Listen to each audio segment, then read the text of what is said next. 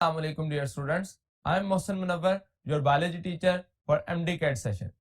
आज के इस लेक्चर में हम क्रोमोसोम एंड डीएनए डिस्कस करेंगे जो कि हमारा लेक्चर नंबर 10 है। तो लेक्चर के लिए चलते हैं बोर्ड की तरफ। क्रोमोसोम्स एंड डीएनए, इसमें जो कोर्स कंटेंट्स शामिल हैं उसमें chromosome, nucleosome, DNA, histone proteins, chromatids, centromere and telomeres, यानी कि क्रोमोसोम से रिलेटेड जो डिफरेंट टर्मिनोलॉजीज हैं उनको डिस्कस करेंगे। Secondly, gene as a basic unit of genetic information, यानी कि जीन के स्ट्रक्चर के बारे में देखेंगे। Third one, the most important thing, that is DNA replication, transcription, genetic code and translation. तो ये जो डिफरेंट प्रोसेस हैं फॉर द सेंट्रल डॉगमा उसमें हम डिस्कस करेंगे। रेप्लिकेशन में हाइपोथेसिस ऑफ डीएनए रेप्लिकेशन देखेंगे, इसके साथ साथ मिजल्सन एंड स्टॉल एक्सपेरिमेंट जो कि सेमी कंजर्वेटिव मॉडल को एक्सप्लेन करने के लिए दिया गया था। ट्रांसक्रिप्शन का मैकेनिज्म देखेंगे, जेनेटिक कोड जिसके स्ट्रक्चर के बारे में जानेंगे और इस प्रोसेस को जो कोडॉन फॉर्मेशन के जो प्रोसेस है उसको समझेंगे, और मैकेनिज्म ऑफ ट्रांसलेशन। तो सबसे पहले क्रोमोसोम को डिस्कस करने के लिए चलते हैं नेक्स्ट बोर्ड की तरफ। क्रोमोसोम, सबसे पहले लफ्ज देखिए chromosome, chromo and soma. Chromo का लफ्जी मतलब होता है कलर्ड एंड सोमा बॉडी, तो हाईली स्टेन्ड और coloured body in the nucleus is called as chromosome. इसको डिस्कवर करने वाले साइंटिस्ट वाल्टर फ्लेमिंग थे जिन्होंने 1882 में डिस्कवर किया। क्रोमोसोम के लिए हम अगर सिंपली डिफाइन करना चाहें तो that is a thread like structure that is present in dividing cell और अपीयर इन डिवाइडिंग सेल। तो इस वजह से हम क्रोमोसोम के लिए एक सिंपल स्केच बनाते हैं कि क्रोमोसोम डिवाइडिंग सेल में अपीयर होता है, तो नॉन डिवाइडिंग सेल में उसकी जगह क्या मौजूद होता है, तो दैट इज क्रोमेटिन। यहां पे ये एक इंपॉर्टेंट एमसीक्यू भी है कि क्रोमेटिन, क्रोमोसोम और क्रोमेटिड तीनों में डिफरेंस क्या है। Chromatin network of genetic material है इन नॉन डिवाइडिंग सेल। तो जब एक सेल डिवाइड नहीं कर रहा होता तो उस वक्त, फॉर एग्जांपल मैं ये स्ट्रक्चर देखिए, एक क्रोमोसोम है, उसके अंदर न्यूक्लियस मौजूद है और न्यूक्लियस के अंदर नेटवर्क, एक गुच्छे की सूरत में जो स्ट्रक्चर होगा वो कहलाएगा क्रोमेटिन। जब इस क्रोमेटिन मटेरियल की कंडेंसेशन होती है तो उसकी वजह से क्रोमोसोम का स्ट्रक्चर बनता है that appear in the dividing cell. मतलब कि जब माइटोसिस या मियोसिस होना होती है तो क्रोमेटिन क्रोमोसोम में कन्वर्ट हो जाता है, जिस वजह से थ्रेड लाइक स्ट्रक्चर में अपीयर हो जाता है। और जैसे ही सेल डिवाइड करने के बाद अपने दोबारा नॉन डिवाइडिंग स्टेज में आता है, रेस्टिंग स्टेज में आता है, तो फिर से वो क्रोमेटिन में कन्वर्ट हो जाता है। उस प्रोसेस को नाम दिया जाता है डीकंडेंसेशन। अब क्रोमेटिन मटेरियल जो है नेटवर्क की सूरत में था, लेकिन क्रोमोसोम थ्रेड लाइक स्ट्रक्चर में था, जिसका अगर अल्ट्रा स्ट्रक्चर देखें तो उसमें एक क्रोमेटिड मौजूद होता है और सेंट्रोमेयर। क्रोमेटिड क्या है? These are two daughter strand, जिस वजह से इनको सिस्टर क्रोमेटिड्स भी कहते हैं, of duplicated chromosome joined by a centromere. तो एक्चुअली ये सेंट्रल रीजन जो कि क्रोमेटिड्स को ज्वाइन करता है that is called as a centromere. अब ये जो तीन टर्मिनोलॉजीज दोबारा दोहराता हूं, क्रोमेटिन नेटवर्क है, क्रोमोसोम थ्रेड लाइक स्ट्रक्चर है और chromatid arm of a chromosome है। तीनों के टेक्निकल या कीवर्ड्स जो है वो याद रखें, arm of chromosome, thread like structure and network of genetic material. हम ये भी जानते हैं कि क्रोमेटिन जो है वो दो तरह का हो सकता है सेल के पास, हेट्रोक्रोमेटिन जो कि ट्रांसक्रिप्शनली इनएक्टिव है और यूक्रोमेटिन जो कि ट्रांसक्रिप्शनली एक्टिव स्ट्रक्चर है। सो क्रोमेटिन, क्रोमोसोम एंड क्रोमेटिन। अगर सेंट्रोमेयर देखें तो centromere is actually a primary constriction, एक ऐसा रीजन होता है जो कि एक क्रोमोसोम के सिस्टर क्रोमेटिड्स को ज्वाइन करने के लिए चाहिए, और इसके स्ट्रक्चर के पास एक पर्टिकुलर प्रोटीन कॉम्प्लेक्स होता है that is called as kinetochore. That is a place on centromere where spindle fibres are attached. तो जिस वक्त माइटोसिस का प्रोसेस या मियोसिस हो रही होती है तो प्रोफेज के टाइम पे क्रोमोसोम के साथ स्पिंडल फाइबर अटैच होते हैं ताकि मेटाफेज प्लेट पर उसको अरेंज कर सके, तो उनकी अटैचमेंट काइनेटोकोर प्रोटीन के साथ हो रही होती है जिसको काइनेटोकोर प्रोटीन कॉम्प्लेक्स का नाम दिया जाता है। यहां पे हमने सेंट्रोमेर के लिए वर्ड इस्तेमाल किया that is a primary constriction.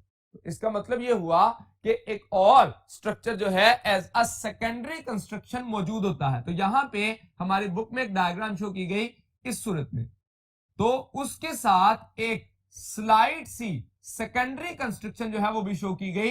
इसका मतलब क्या है कि एक प्राइमरी कंस्ट्रक्शन है और एक एक्चुअल क्रोमोसोम में जब हम देखते हैं तो उसमें एक सेकेंडरी कंस्ट्रक्शन भी शो होती है that is responsible for nucleolar organisation. तो न्यूक्लियोलस की ऑर्गेनाइजेशन में इसका रोल होता है। रोल हमारी बुक में मेंशन नहीं है, सिंपली ये बताया गया कि एक क्रोमोसोम के पास प्राइमरी कंस्ट्रक्शन और सेकेंडरी कंस्ट्रक्शन जो है वो मौजूद होती है। इसके बाद एक और टर्म जो कि डिस्कस की गई that is telomere. Telomere, telomere लफ्ज से वाज़ा है, टीलो टेल के लिए वर्ड इस्तेमाल किया जाता है।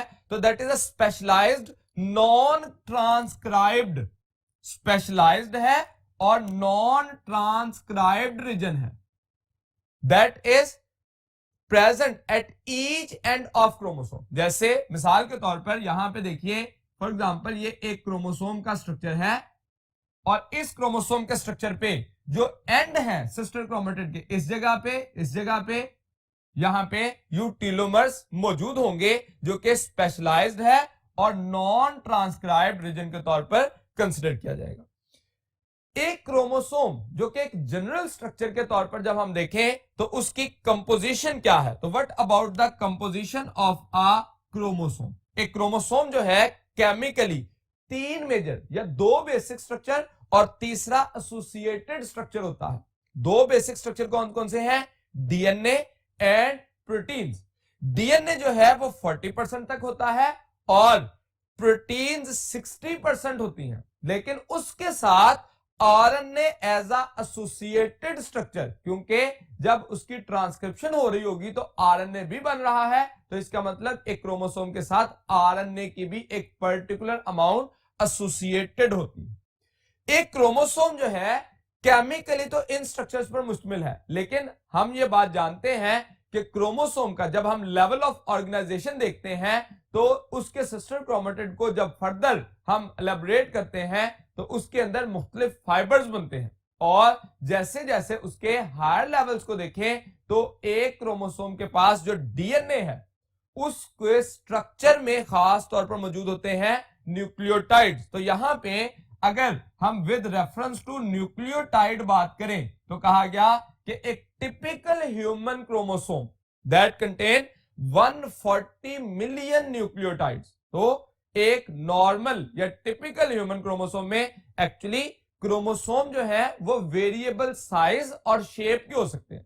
तो कुछ जो क्रोमोसोम है लार्जेस्ट क्रोमोसोम उनके अंदर नंबर ऑफ न्यूक्लियोटाइड इससे कहीं ज्यादा हो सकते हैं, स्मॉलेस्ट क्रोमोसोम इससे कम हो सकते हैं, लेकिन एक टिपिकल एक जनरल जिसको हम जनरलाइज्ड नंबर की बात करें तो that is 140 million nucleotide. Type of chromosome, जैसे मैंने कहा कि साइज और जो शेप है उसके अकॉर्डिंग क्रोमोसोम डिफर करते हैं।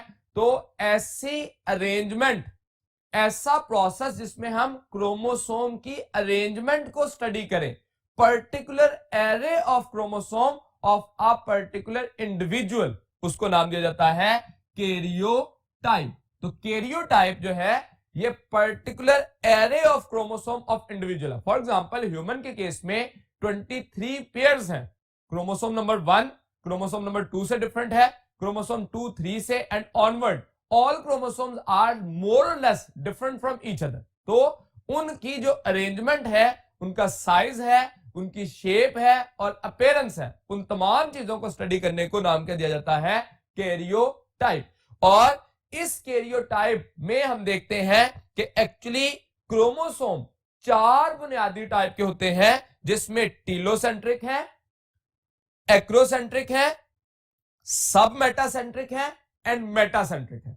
इन चारों की अपीयरेंस देखें तो all chromosome actually contain centromere, यानी कि यहां से ये भी एक बात वाज़ेह होती है कि क्रोमोसोम एग्जिस्ट नहीं कर सकता अगर उसका जो सेंट्रोमेयर है वो लॉस कर दिया जाए, यानी कि एक क्रोमोसोम की एग्जिस्टेंस के लिए उसका सेंट्रोमेयर होना जरूरी है। तो ये पॉइंट आपके लिए एमसीक्यू के रेफरेंस से बहुत इंपॉर्टेंट है। आपको अपीयरेंस शेप बना के नाम पूछा जा सकता है कि ये किस टाइप का है, या टाइप जो है वो उसका नाम देके तो शेप जो है उसमें से पूछा जा सकता है कि कौन सी शेप जो है वो एक्रोसेंट्रिक है, टीलोसेंट्रिक है या मेटासेंट्रिक है। तो हमें इस रेफरेंस से एमसीक्यू पूछा जा सकता है। हमने अब कंपोजिशन में बात की है कि एक्चुअली दो हिस्से होते हैं, डीएनए एंड प्रोटीन।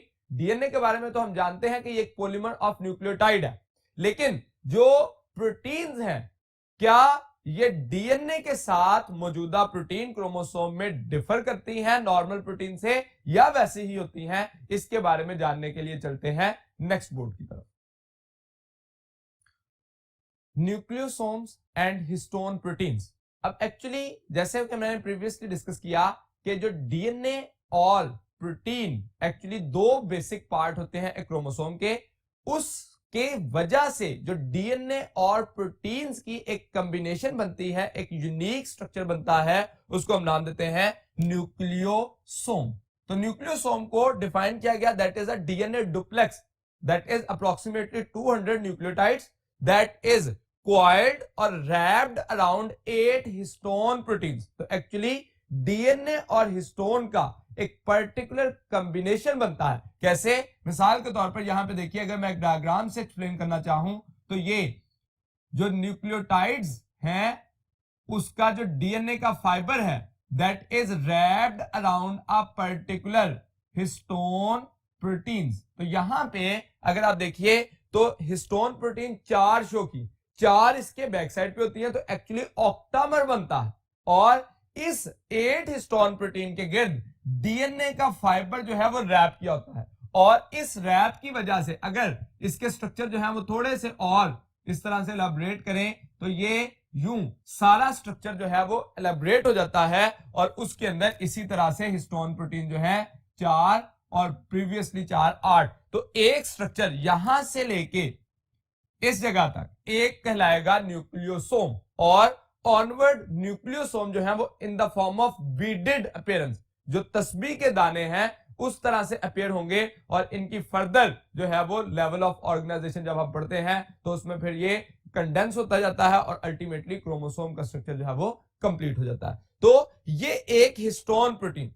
अब इसमें अगर हम ये न्यूक्लियोसोम के अंदर हिस्टोन प्रोटीन्स की बात करें तो ये बेसिक पॉलीपेप्टाइड होती है। ये इंपॉर्टेंट बात है कि प्रोटीन जो है वो दो तरह की हो सकती हैं on the basis of nature of amino acid, वो एसिडिक हो सकती हैं या बेसिक हो सकती है। इसके अलावा भी अमाइनो एसिड की डिफरेंट टाइप्स हैं, लेकिन मेजर टाइप एसिडिक है और बेसिक है।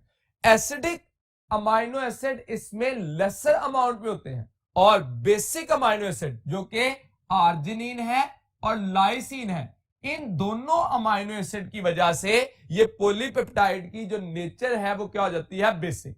यहां पे अब एक कॉन्सेप्ट क्लियर कीजिए कि जो एक क्रोमोसोम का ओवरऑल स्ट्रक्चर है उसमें डीएनए नेगेटिवली चार्ज्ड है और प्रोटीन्स पॉजिटिवली चार्ज्ड है, जिस वजह से दोनों का इंटरेक्शन पॉसिबल होता है और वो स्ट्रक्चर कंपैक्ट रहने में कामयाब होता है। तो यहां पे याद रखिए कि जो हिस्टोन प्रोटीन्स हैं these are positively charged proteins और जो डीएनए है वो नेगेटिवली चार्ज है। किसकी वजह से नेगेटिवली चार्ज है? Due to the presence of phosphate group in the DNA.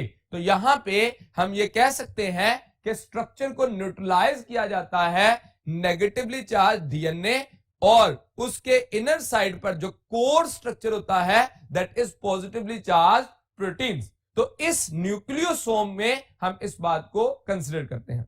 जब हम टाइप ऑफ क्रोमोसोम की बात कर रहे थे तो प्रीवियस बोर्ड पे हमने कहा कि क्रोमोसोम जो है वो डिफरेंट टाइप के होते हैं, जिसमें टीलोसेंट्रिक होते हैं, एक्रोसेंट्रिक, सब मेटासेंट्रिक, और इनकी जो पर्टिकुलर अपीयरेंस है, जैसे मैंने कहा कि कोई भी क्रोमोसोम सेंट्रोमेयर के बगैर एग्जिस्ट नहीं करता। तो ये जो टाइप्स हैं these are on the basis of the position of centromere, यानी कि अगर टिप पे है तो टीलोसेंट्रिक कहा, अगर स्लाइटली जो है वो माइन्यूट स्ट्रक्चर जो है वो दूसरे सिस्टर क्रोमेटिड का मौजूद है तो एक्रोसेंट्रिक कहा, अगर अनइक्वल है तो सब मेटासेंट्रिक, और अगर इक्वल जो क्रोमेटिड्स हैं तो उसको नाम दिया मेटासेंट्रिक। और इन्हीं की अपीयरेंस की बुनियाद पर इनको हम I shape, J shape, V shape या एल शेप का नाम भी देते हैं। तो ये टाइप ऑफ क्रोमोसोम थी। यहां पे हम डिस्कस कर रहे हैं नंबर ऑफ क्रोमोसोम। तो ये टाइप ऑफ क्रोमोसोम के बाद number of chromosome. Number of chromosome in all individuals of same species will remains constant। तो यहां पे देखिए कांस्टेंट का लफ्ज मेंशन किया। अब यहां पे कुछ एक्सेप्शनल केसेस हैं। एक्सेप्शनल मींस ऐसे इंडिविजुअल जिनमें सेम स्पीशीज के अंदर नंबर ऑफ क्रोमोसोम वेरी कर जाते हैं। फॉर एग्जांपल हनी बीज, जिसमें ड्रोन्स के अंदर नंबर ऑफ क्रोमोसोम 16 होते हैं, और जो क्वीन है या वर्कर है फीमेल, उनके केस में नंबर ऑफ क्रोमोसोम 32 होते हैं। इसी तरह से बाकी डिफरेंट इंडिविजुअल्स ऐसे मौजूद हैं। चैप्टर नंबर 22 में जेनेटिक एंड वेरिएशंस में येलो बॉक्स में ये बात मेंशन की गई है कि कुछ इंडिविजुअल ऐसे हैं जिनके अंदर मेल और फीमेल में नंबर ऑफ क्रोमोसोम जो है वो डिफर कर सकते हैं। तो आपको याद होना चाहिए देयर आर सम एक्सेप्शंस। हम यहां पे लिख लेते हैं कि सम एक्सेप्शंस हैं। अच्छा, अब जो नंबर ऑफ क्रोमोसोम की बुनियाद पर तो डिफरेंट इंडिविजुअल जो है डिफरेंट स्पीशीज के नंबर ऑफ क्रोमोसोम डिफर करते हैं। अगर हम ये की पॉइंट एज अ एमसीक्यू देखें तो मिनिमम नंबर ऑफ क्रोमोसोम जो है वो किस में होते हैं? दीज आर इन बैक्टीरिया, क्योंकि एक ही क्रोमोसोम जो कि मौजूद होता है तमाम बैक्टीरिया में।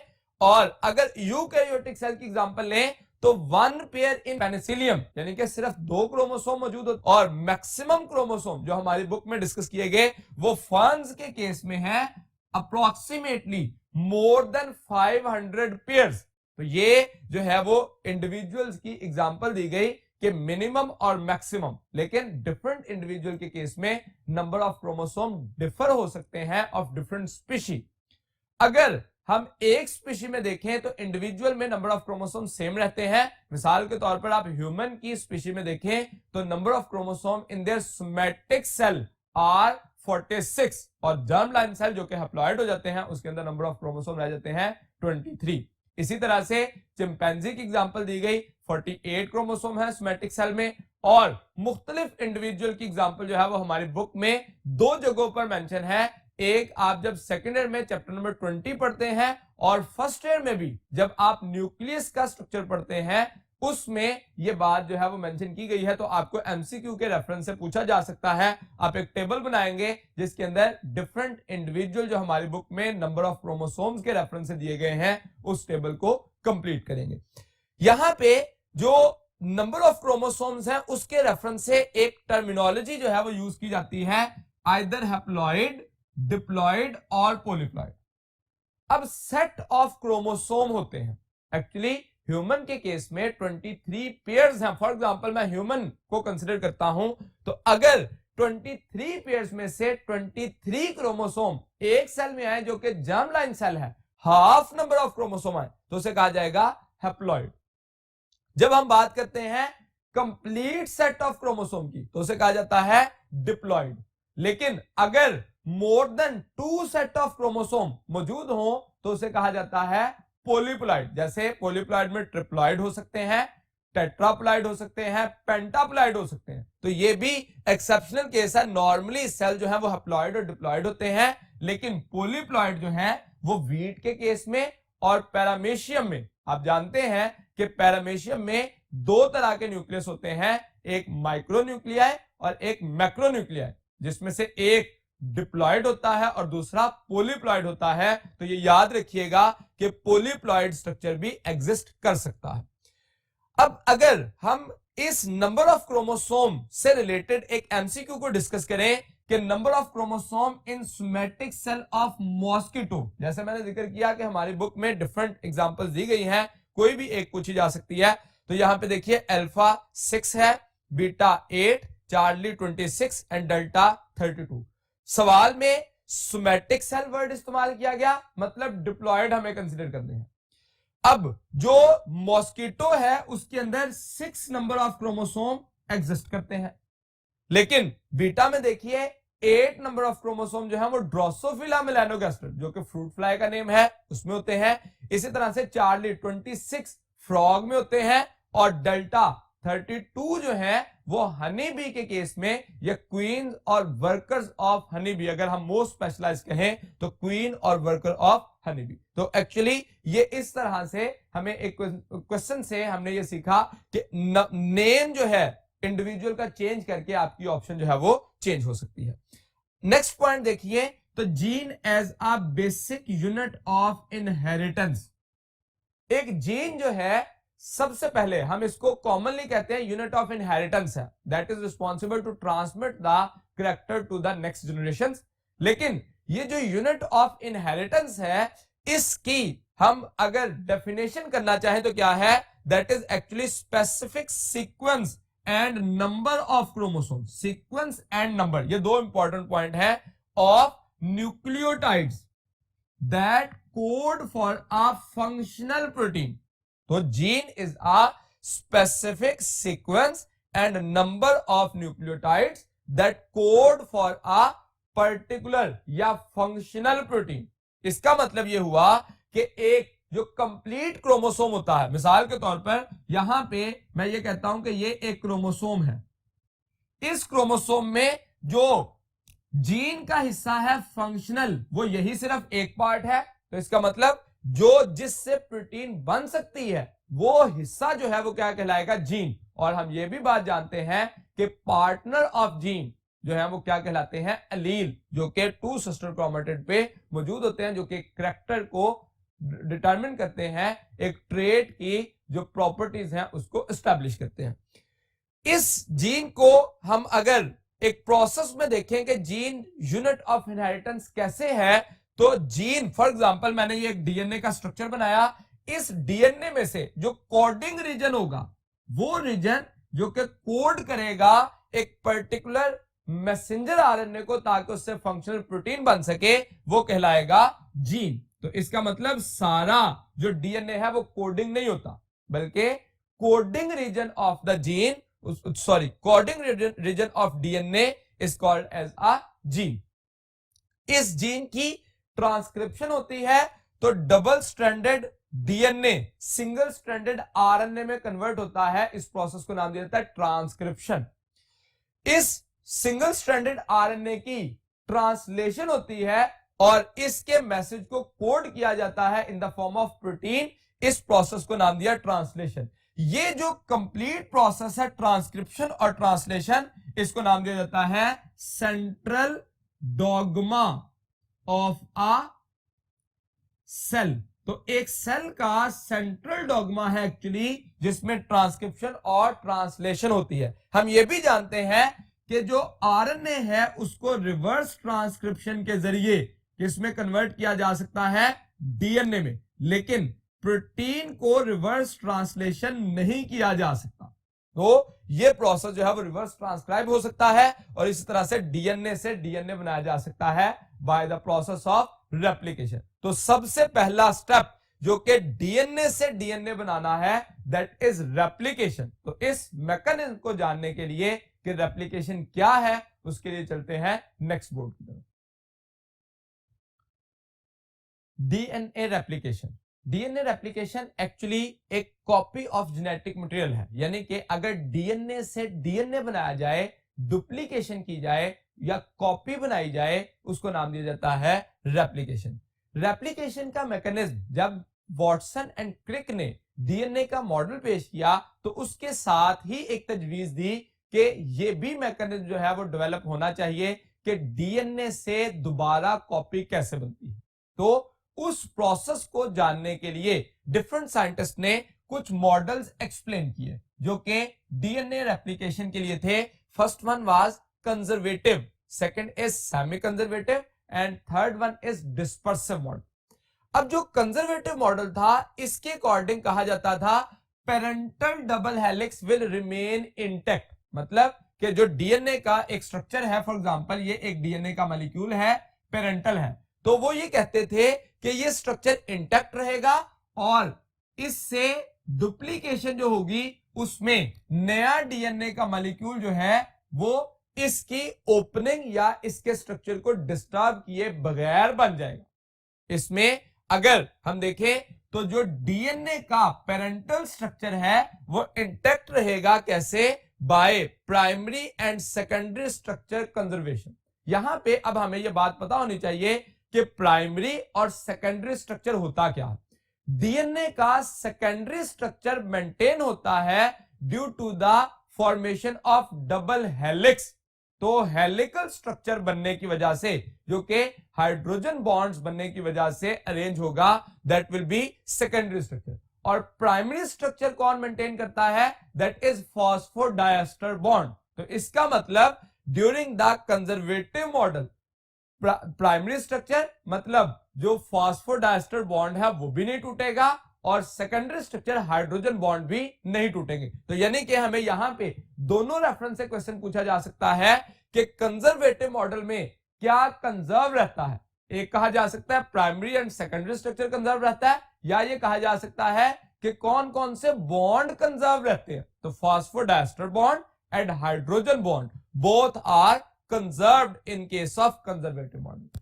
दूसरा मॉडल जो सेमी कंजर्वेटिव, इससे थोड़ा मॉडिफाई किया गया और इस मॉडल में कहा गया कि एक्चुअली डीएनए का मॉलिक्यूल जो है वो स्ट्रैंड, पेरेंटल स्ट्रैंड क्या होते हैं? ओपन अप होते हैं और इनके साथ जो डॉटेड स्ट्रैंड्स हैं उनकी फॉर्मेशन हो जाती है और इस वजह से कहा गया कि प्राइमरी स्ट्रक्चर कंजर्व्ड रहेगा, लेकिन जो सेकेंडरी स्ट्रक्चर है वो डीनेचर होना जरूरी है। कैसे?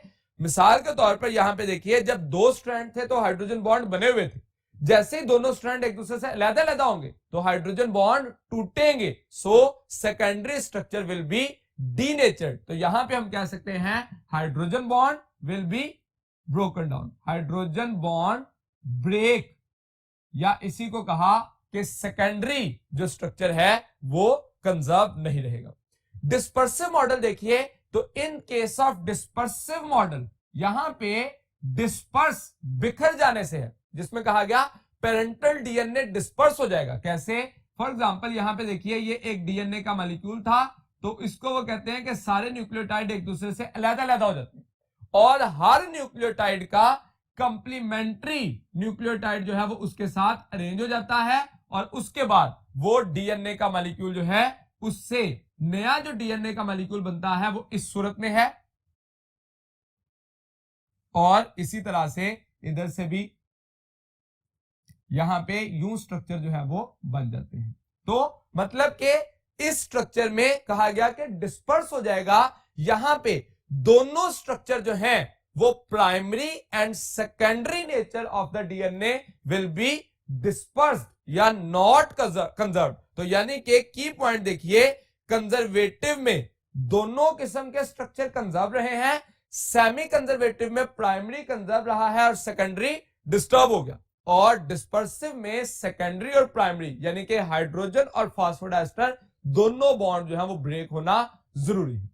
अब इस तीनों मॉडल को एक्सप्लेन करने के लिए मिचेल्सन एंड स्टॉल ने एक्सपेरिमेंटेशन की। इन्होंने एक्सपेरिमेंट के जरिए यह बात साबित की कि इन मॉडल्स में से कौन सा मॉडल जो है वो करेक्ट है। इस एक्सपेरिमेंट के लिए इन्होंने बैक्टीरिया चूज किए और बैक्टीरिया को जिस मीडियम में, इसकी जो यूनिकनेस थी वो क्या थी? That is growth of bacteria in artificial medium. Artificial medium में क्या? अब यहां पे देखिए, सबसे पहले उन्होंने बैक्टीरियल सेल लिया और उस बैक्टीरियल सेल को N15 मीडियम में, एक्चुअली हम जानते हैं कि जो नाइट्रोजनस बेस है उसका बेसिक कंटेंट क्या है? नाइट्रोजन। और उस नाइट्रोजन के आइसोटॉप्स में से हैवी आइसोटॉप को यूज किया। हैवी आइसोटॉप को क्यों यूज किया गया? क्योंकि हैवी आइसोटॉप जो है वो रेडियो एक्टिव होते हैं और फ्लोरेसेंस शो करते हैं, मतलब ग्लो करते हैं एट द अल्ट्रावायलेट रेडिएशन। तो इस वजह से उन्होंने इसको यूज किया हैवी मीडियम में या हैवी आइसोटॉप में, पहले इसको ग्रो किया। जैसे ही सारे बैक्टीरिया N15 इनकॉर्पोरेट कर चुके थे तो फिर उसमें से बैक्टीरियल सेल लिए और उनको N14 मीडियम में ग्रो किया फॉर डिफरेंट टाइम इंटरवल्स। कुछ बैक्टीरिया को N14 में रखा, 0 टाइम के बाद ही उसमें से डीएनए आइसोलेट कर दिया। कुछ बैक्टीरिया को N14 में रखा और 20 मिनट्स तक जो है वो उसमें रखा और उसके बाद उसका डीएनए आइसोलेट कर दिया। और कुछ जो थे उसी में से रखे गए N14 मीडियम में और 40 मिनट के बाद उसका डीएनए आइसोलेट कर दिया। यहां पे फिलॉसफी क्या थी कि 0 मिनट, 20 मिनट या 40 मिनट क्यों रखा गया? जब N15 से N14 मीडियम में रखा जाएगा तो बैक्टीरिया जब तक अपनी डुप्लीकेशन नहीं करेगा तब तक उसमें N14 इनकॉर्पोरेट नहीं हो सकता। तो 0 मिनट के बाद किया तो इसका मतलब उसका स्ट्रक्चर जो है वो तकरीबन वैसा ही रहेगा। फिर उसके बाद जब 20 मिनट पे लाके किया तो 20 मिनट में हम जानते हैं कि एक बैक्टीरिया 2 में डिवाइड होने के लिए जो मिनिमम टाइम रिक्वायर्ड होता है उसको वो 20 मिनट। इसका मतलब first round of replication complete हो चुका होगा, minimum 1 round of replication complete हो चुका होगा 20 मिनट्स के बाद। और 40 मिनट जब डबल किया टाइम तो इसका मतलब 2 राउंड ऑफ रेप्लिकेशन जो है वो कंप्लीट हो चुके होंगे eight the end of 40 minutes. जब इससे डीएनए हासिल किया, उसको सेंट्रीफ्यूज किया और उसको स्टेप सेकंड का नाम दिया अल्ट्रा सेंट्रीफ्यूगेशन। तो पहला स्टेप क्या था? Growth of bacteria in artificial medium. पहले N15 में ग्रो किया, फिर N14 में for different time intervals. Ultra centrifugation के जरिए डेंसिटी ग्रेडियंट के अकॉर्डिंग जो डीएनए है वो आइसोलेट हो जाएगा। यहां पे एक इंपॉर्टेंट पॉइंट था कि इन्होंने डीएनए को डिसॉल्व किया किसमें? सीजियम क्लोराइड में। क्यों? इस सॉल्यूशन को लेने की वजह क्या थी कि जो डेंसिटी ऑफ डीएनए है that is approximately similar to the density of caesium chloride. अगर जो सॉल्वेंट है उसकी डेंसिटी कम या ज्यादा होती तो डीएनए के मॉलिक्यूल फ्लोट करते या नीचे बैठना शुरू हो जाते। अगर दोनों की डेंसिटी सेम होगी तो वो फ्लोट या जो बेस लाइन में जो है वो सेटल डाउन होंगे। वो किसकी वजह से होंगे? On the basis of density of the on DNA. DNA की अपनी डेंसिटी की वजह से वो सेटल डाउन हो सकेंगे। यहां पे अब कहा गया कि इस सेंट्रीफ्यूगेशन के बाद डीएनए स्ट्रैंड जो है वो सेपरेट किए गए on the basis of density gradient और उसको एक डायग्रामेटिक वे में ऑब्जर्वेशन को शो किया। उसमें उन्होंने क्या देखा कि एक्चुअली जो कंट्रोल ग्रुप था, जो बैक्टीरियल सेल लिया था, उसके कंट्रोल ग्रुप से जो है डीएनए जो आया वो N14 जो लेसर आइसोटोप था या लाइटर आइसोटोप था वो डेंसिटी के लिहाज से अपर आ गया। जब N14 मीडियम में रखने के बाद 0 मिनट के बाद सेंट्रीफ्यूज किया गया तो उसकी वजह से पेरेंटल जो था N15 मीडियम वाला, तो इसका मतलब इसके पास दोनों स्ट्रैंड कौन से थे? N15। और जब F1 जनरेशन कंप्लीट की गई तो इसके पास जो डीएनए आया इन दोनों के दरमियान में था तकरीबन। तो इसका मतलब ये N14 N15 हाइब्रिड था। इसी वजह से डेंसिटी के अकॉर्डिंग दोनों के दरमियान में आ गया। और जब F2 जनरेशन मिली, F2 जनरेशन, तो उसके केस में इन केस ऑफ F2 जनरेशन देखा गया कि एक स्ट्रैंड जो है वो हाइब्रिड है और दूसरा टोटल N14 पर ही मुश्तमिल है। तो इस मेथडोलॉजी को स्कीमेटिक डायग्राम एक्सप्लेन किया। फॉर एग्जांपल हम ये कहें कि ये दोनों N15 मीडियम में थे। इस N15 मीडियम के स्ट्रैंड्स को जब पहली रेप्लिकेशन का first round of replication complete हुआ तो दोनों स्ट्रैंड ब्लैक सेपरेट होंगे और उसके साथ न्यू स्ट्रैंड बनेंगे जो कि N14 के हैं। तो इसका मतलब दोनों स्ट्रैंड क्या बन गए? हाइब्रिड बन गए। और जब second round of replication complete होगा तो ये दोनों स्ट्रैंड सेपरेट होंगे, ब्लैक एंड ब्लू। अब ब्लैक के साथ जो न्यू स्ट्रैंड बनेगा वो N14 का है जिसको हमने ब्लू कलर से डिसाइड किया है। तो ये एक हाइब्रिड बन गया और उसके साथ दूसरा जो है वो N14 वाला। तो सेकंड राउंड एप्लीकेशन में एक हाइब्रिड बनेगा और एक N14 वाला स्ट्रक्चर जो है वो बनेगा। तो इस मेथडोलॉजी के जरिए उन्होंने जो सेमी कंजर्वेटिव था उसको प्रोमोट किया या उसको अप्रूव किया कि ये स्ट्रक्चर या ये मैकेनिज्म जो है वो इसको सपोर्ट करता है। कंजर्वेटिव इसको सपोर्ट नहीं करता या डिस्पर्सिव भी इस मॉडल को सपोर्ट नहीं करता। इस मेथड के जरिए उन्होंने मॉडल को कंफर्म किया कि सेमी कंजर्वेटिव है, लेकिन अभी ये बात डिसाइड करना थी कि रेप्लिकेशन का प्रोसेस होता कैसे है, what is the mechanism of the process of replication. तो रेप्लिकेशन के मैकेनिज्म के लिए चलते हैं नेक्स्ट बोर्ड की तरफ।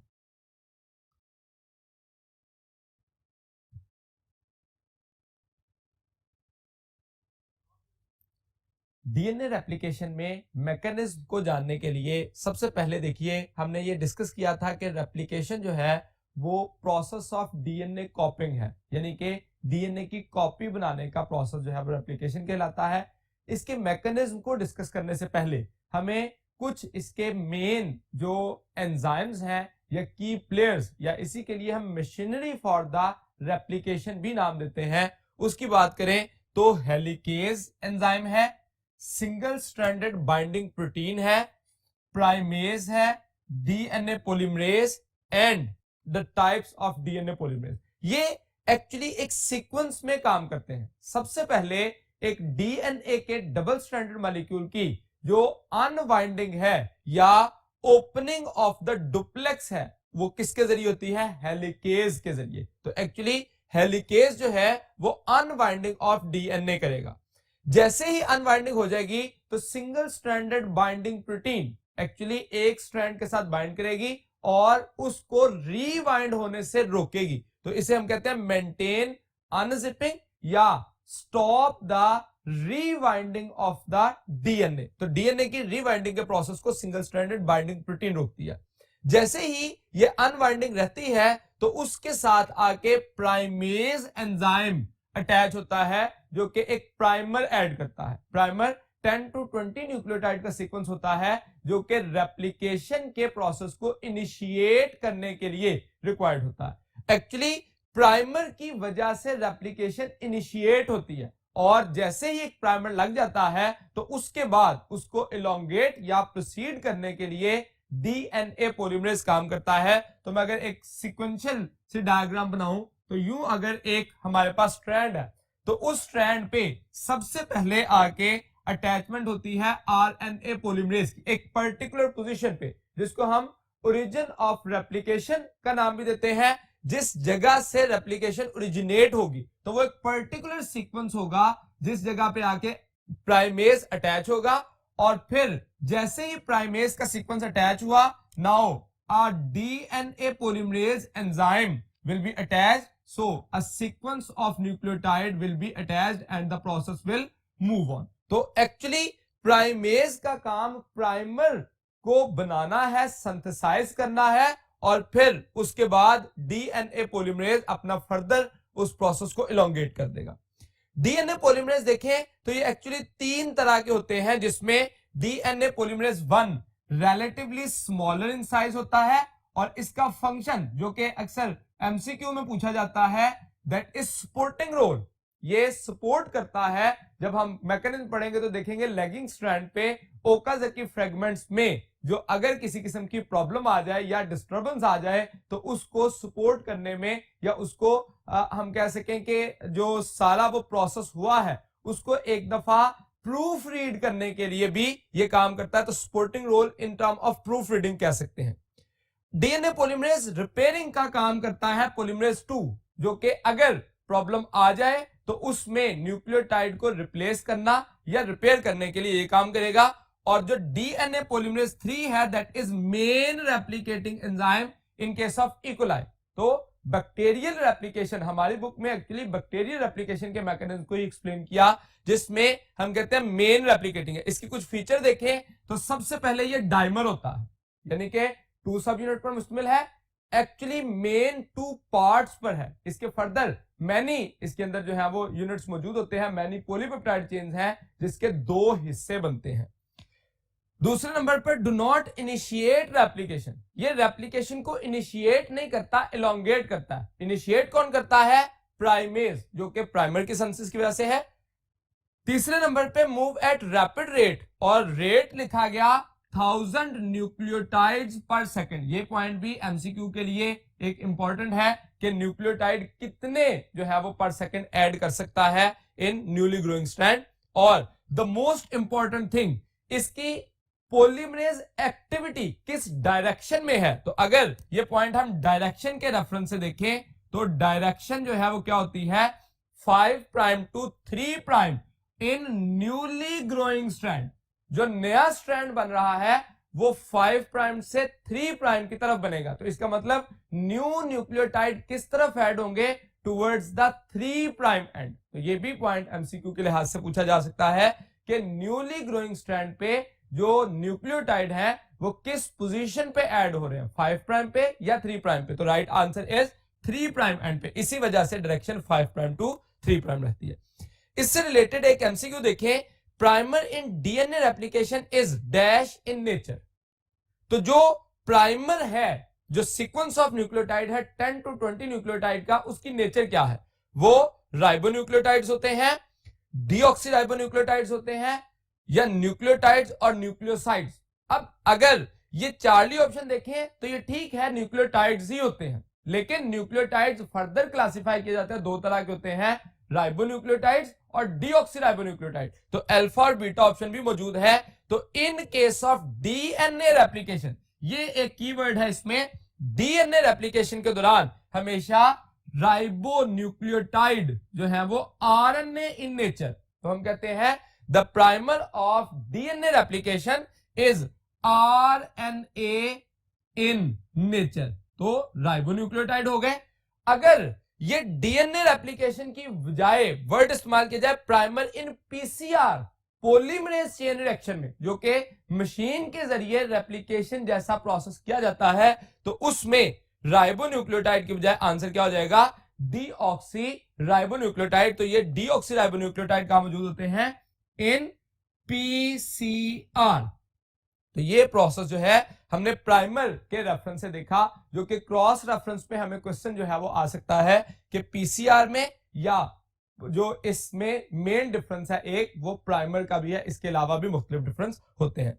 इन एंजाइम की वर्किंग क्या है। जो डिफरेंट एंजाइम, हेलिकेज है, एसएसबीपी है, उसके बाद प्राइमेज है, लाइगेज एंड डिफरेंट एंजाइम जो कि यहां पे हमने इस्तेमाल किए, उनकी वर्किंग का एक्शन या मोड ऑफ एक्शन क्या है उसको समझने के लिए चलते हैं नेक्स्ट बोर्ड की तरफ।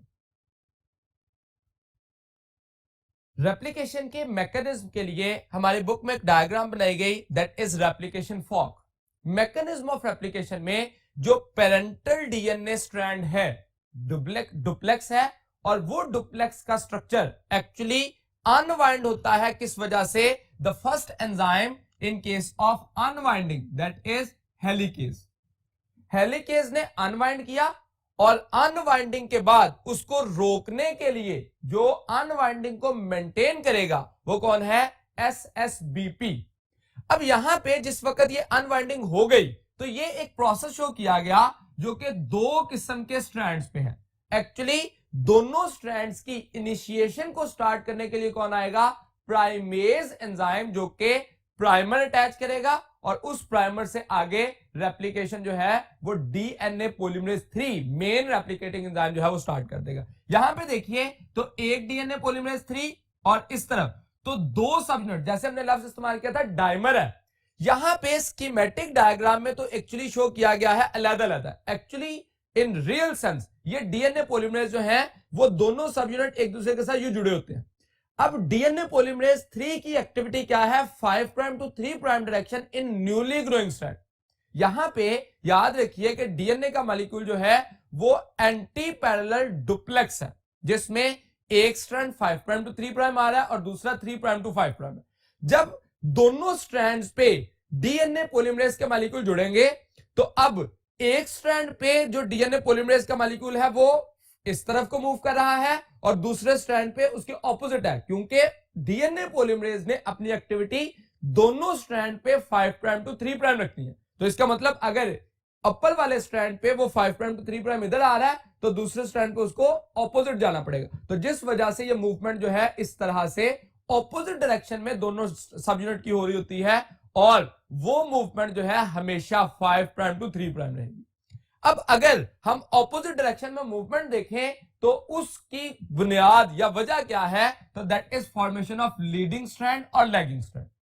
जो DNA polymerase towards the replication fork move करता है वो किस स्ट्रैंड पे होता है? लीडिंग स्ट्रैंड पे।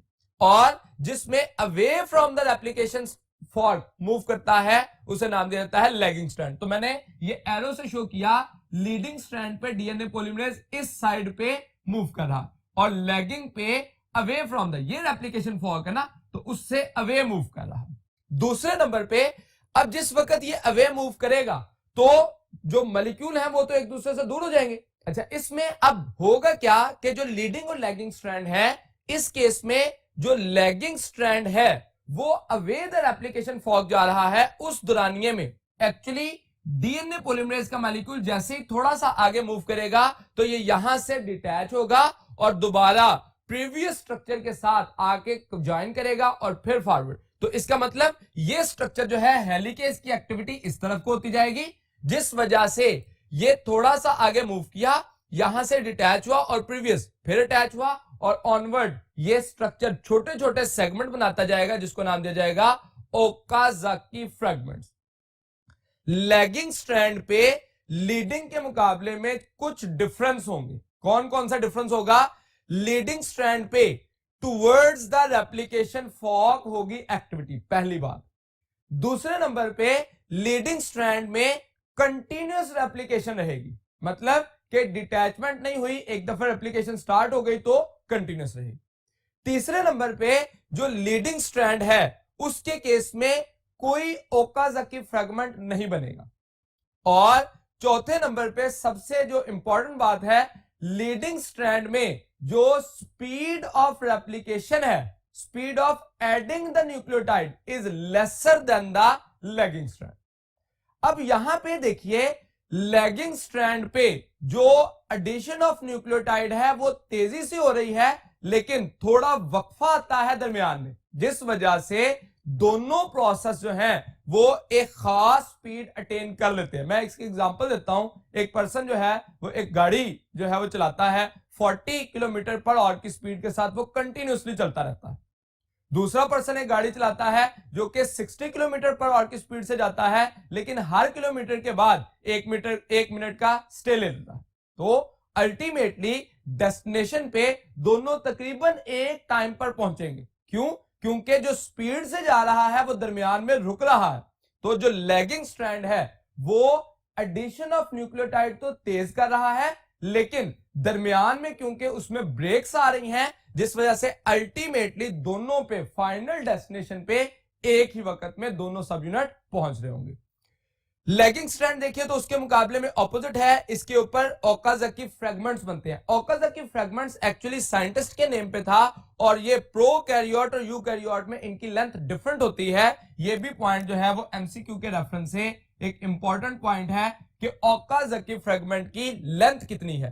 तो 1000 to 2000 nucleotide in case of prokaryotes, यानी कि प्रोकैरियोट्स में जो ओकाजाकी फ्रैगमेंट्स हैं इनकी लेंथ ज्यादा होती है, और यूकैरियोट में जो 100 to 200 न्यूक्लियोटाइड ऐड होते हैं इन ओकाजाकी फ्रैगमेंट, तो यहां पे इसकी लेंथ कम होती है। तो इस बुनियाद पर आप जो ओकाजाकी फ्रैगमेंट है उसमें डिफरेंशिएट कर सकते हैं। ओकाजाकी फ्रैगमेंट जो है जिस वक्त अटैच होना होंगे, अब एक पैच एक बना दूसरा बना, तो दोनों पैच को एक दूसरे के साथ जोड़ना है। उसको जोड़ने के लिए जो एंजाइम आएगा दैट इज डीएनए लाइगेज, तो जिसकी वजह से ओकाजाकी फ्रैगमेंट जो है वो एक दूसरे के साथ जुड़ रहे होंगे, तो डीएनए लाइगेज ये अपना काम करेगा। इस सारे रेप्लिकेशन फॉर्क को अंडरस्टैंड करने के लिए एक एमसीक्यू डिस्कस करें। Which one of the following is a characteristic feature of leading strand? तो लीडिंग स्ट्रैंड का कौन सा फीचर है? पहला अल्फा ऑप्शन देखिए, डिसकंटिन्यूअस रेप्लिकेशन, तो ये नहीं है, उस पर तो कंटिन्यूअस रेप्लिकेशन होती है। ये फीचर किसका है? लैगिंग स्ट्रैंड का। बीटा ऑप्शन देखिए, डीएनए लाइगेज एक्टिविटी, तो ये भी लैगिंग स्ट्रैंड पे होती है। Why? Due to Okazaki fragment formation या due to the binding of the Okazaki fragment ligase is required. Charlie option देखें, ओकाजाकी फ्रैगमेंट्स फॉर्मेशन, तो ये भी लैगिंग स्ट्रैंड पे बनता है, लीडिंग स्ट्रैंड की प्रॉपर्टी नहीं है। और डेल्टा ऑप्शन देखिए, प्रोसीड्स टुवर्ड्स रेप्लिकेशन फॉर्म, तो ये वो एक्टिविटी है जो कि लीडिंग स्ट्रैंड करता है। तो towards the replication fork leading strand आएगा और away from the replication fork कौन जाएगा? Lagging strand. तो एक्चुअली ये डेल्टा ऑप्शन जो है वो राइट ऑप्शन कंसिडर की जाएगी with reference to leading strand, बाकी तमाम जो है वो लैगिंग स्ट्रैंड के लिए कंसिडर की जाती है। अब यहां पे एक और इंपॉर्टेंट पॉइंट है कि रेप्लिकेशन, क्या एक ही रेप्लिकेशन फॉर्क बनती है? तो इसका जवाब है नो। रेप्लिकेशन फॉर्क एक डीएनए के ऊपर एक से ज्यादा हो सकती है, मतलब ओरिजिन ऑफ रेप्लिकेशन एक से ज्यादा हो सकती है। इसकी वजह क्या है? देखिए, हमने प्रीवियसली कहा कि जो एक स्ट्रक्चर है रेप्लिकेशन का, उसके केस में 1000 न्यूक्लियोटाइड पर सेकंड ऐड कर सकता है डीएनए पॉलीमरेज। तो हम जानते हैं कि टिपिकल क्रोमोसोम के अंदर 140 मिलियन न्यूक्लियोटाइड होते हैं, या इसी को हम कहते हैं 1.4 इंटू 10⁸ न्यूक्लियोटाइड। तो इतने न्यूक्लियोटाइड को ऐड करने के लिए तो एक्चुअली हमें कई दिन रिक्वायर्ड होंगे सिर्फ एक क्रोमोसोम की ही रेप्लिकेशन करने के लिए। उसके मुकाबले में आप जानते हैं कि जो ह्यूमन के केस में 46 क्रोमोसोम्स एक सेल में मौजूद होते हैं, उसकी रेप्लिकेशन का ड्यूरेशन कितना है? तो हम क्रॉस रेफरेंस में याद करते हैं, जब सेल साइकिल में एस फेज चला था, तो एस फेज सिंथेसिस फेज था जिसमें डीएनए डुप्लीकेशन होनी थी, उसका टाइम ड्यूरेशन कितना था? Only 10 hours.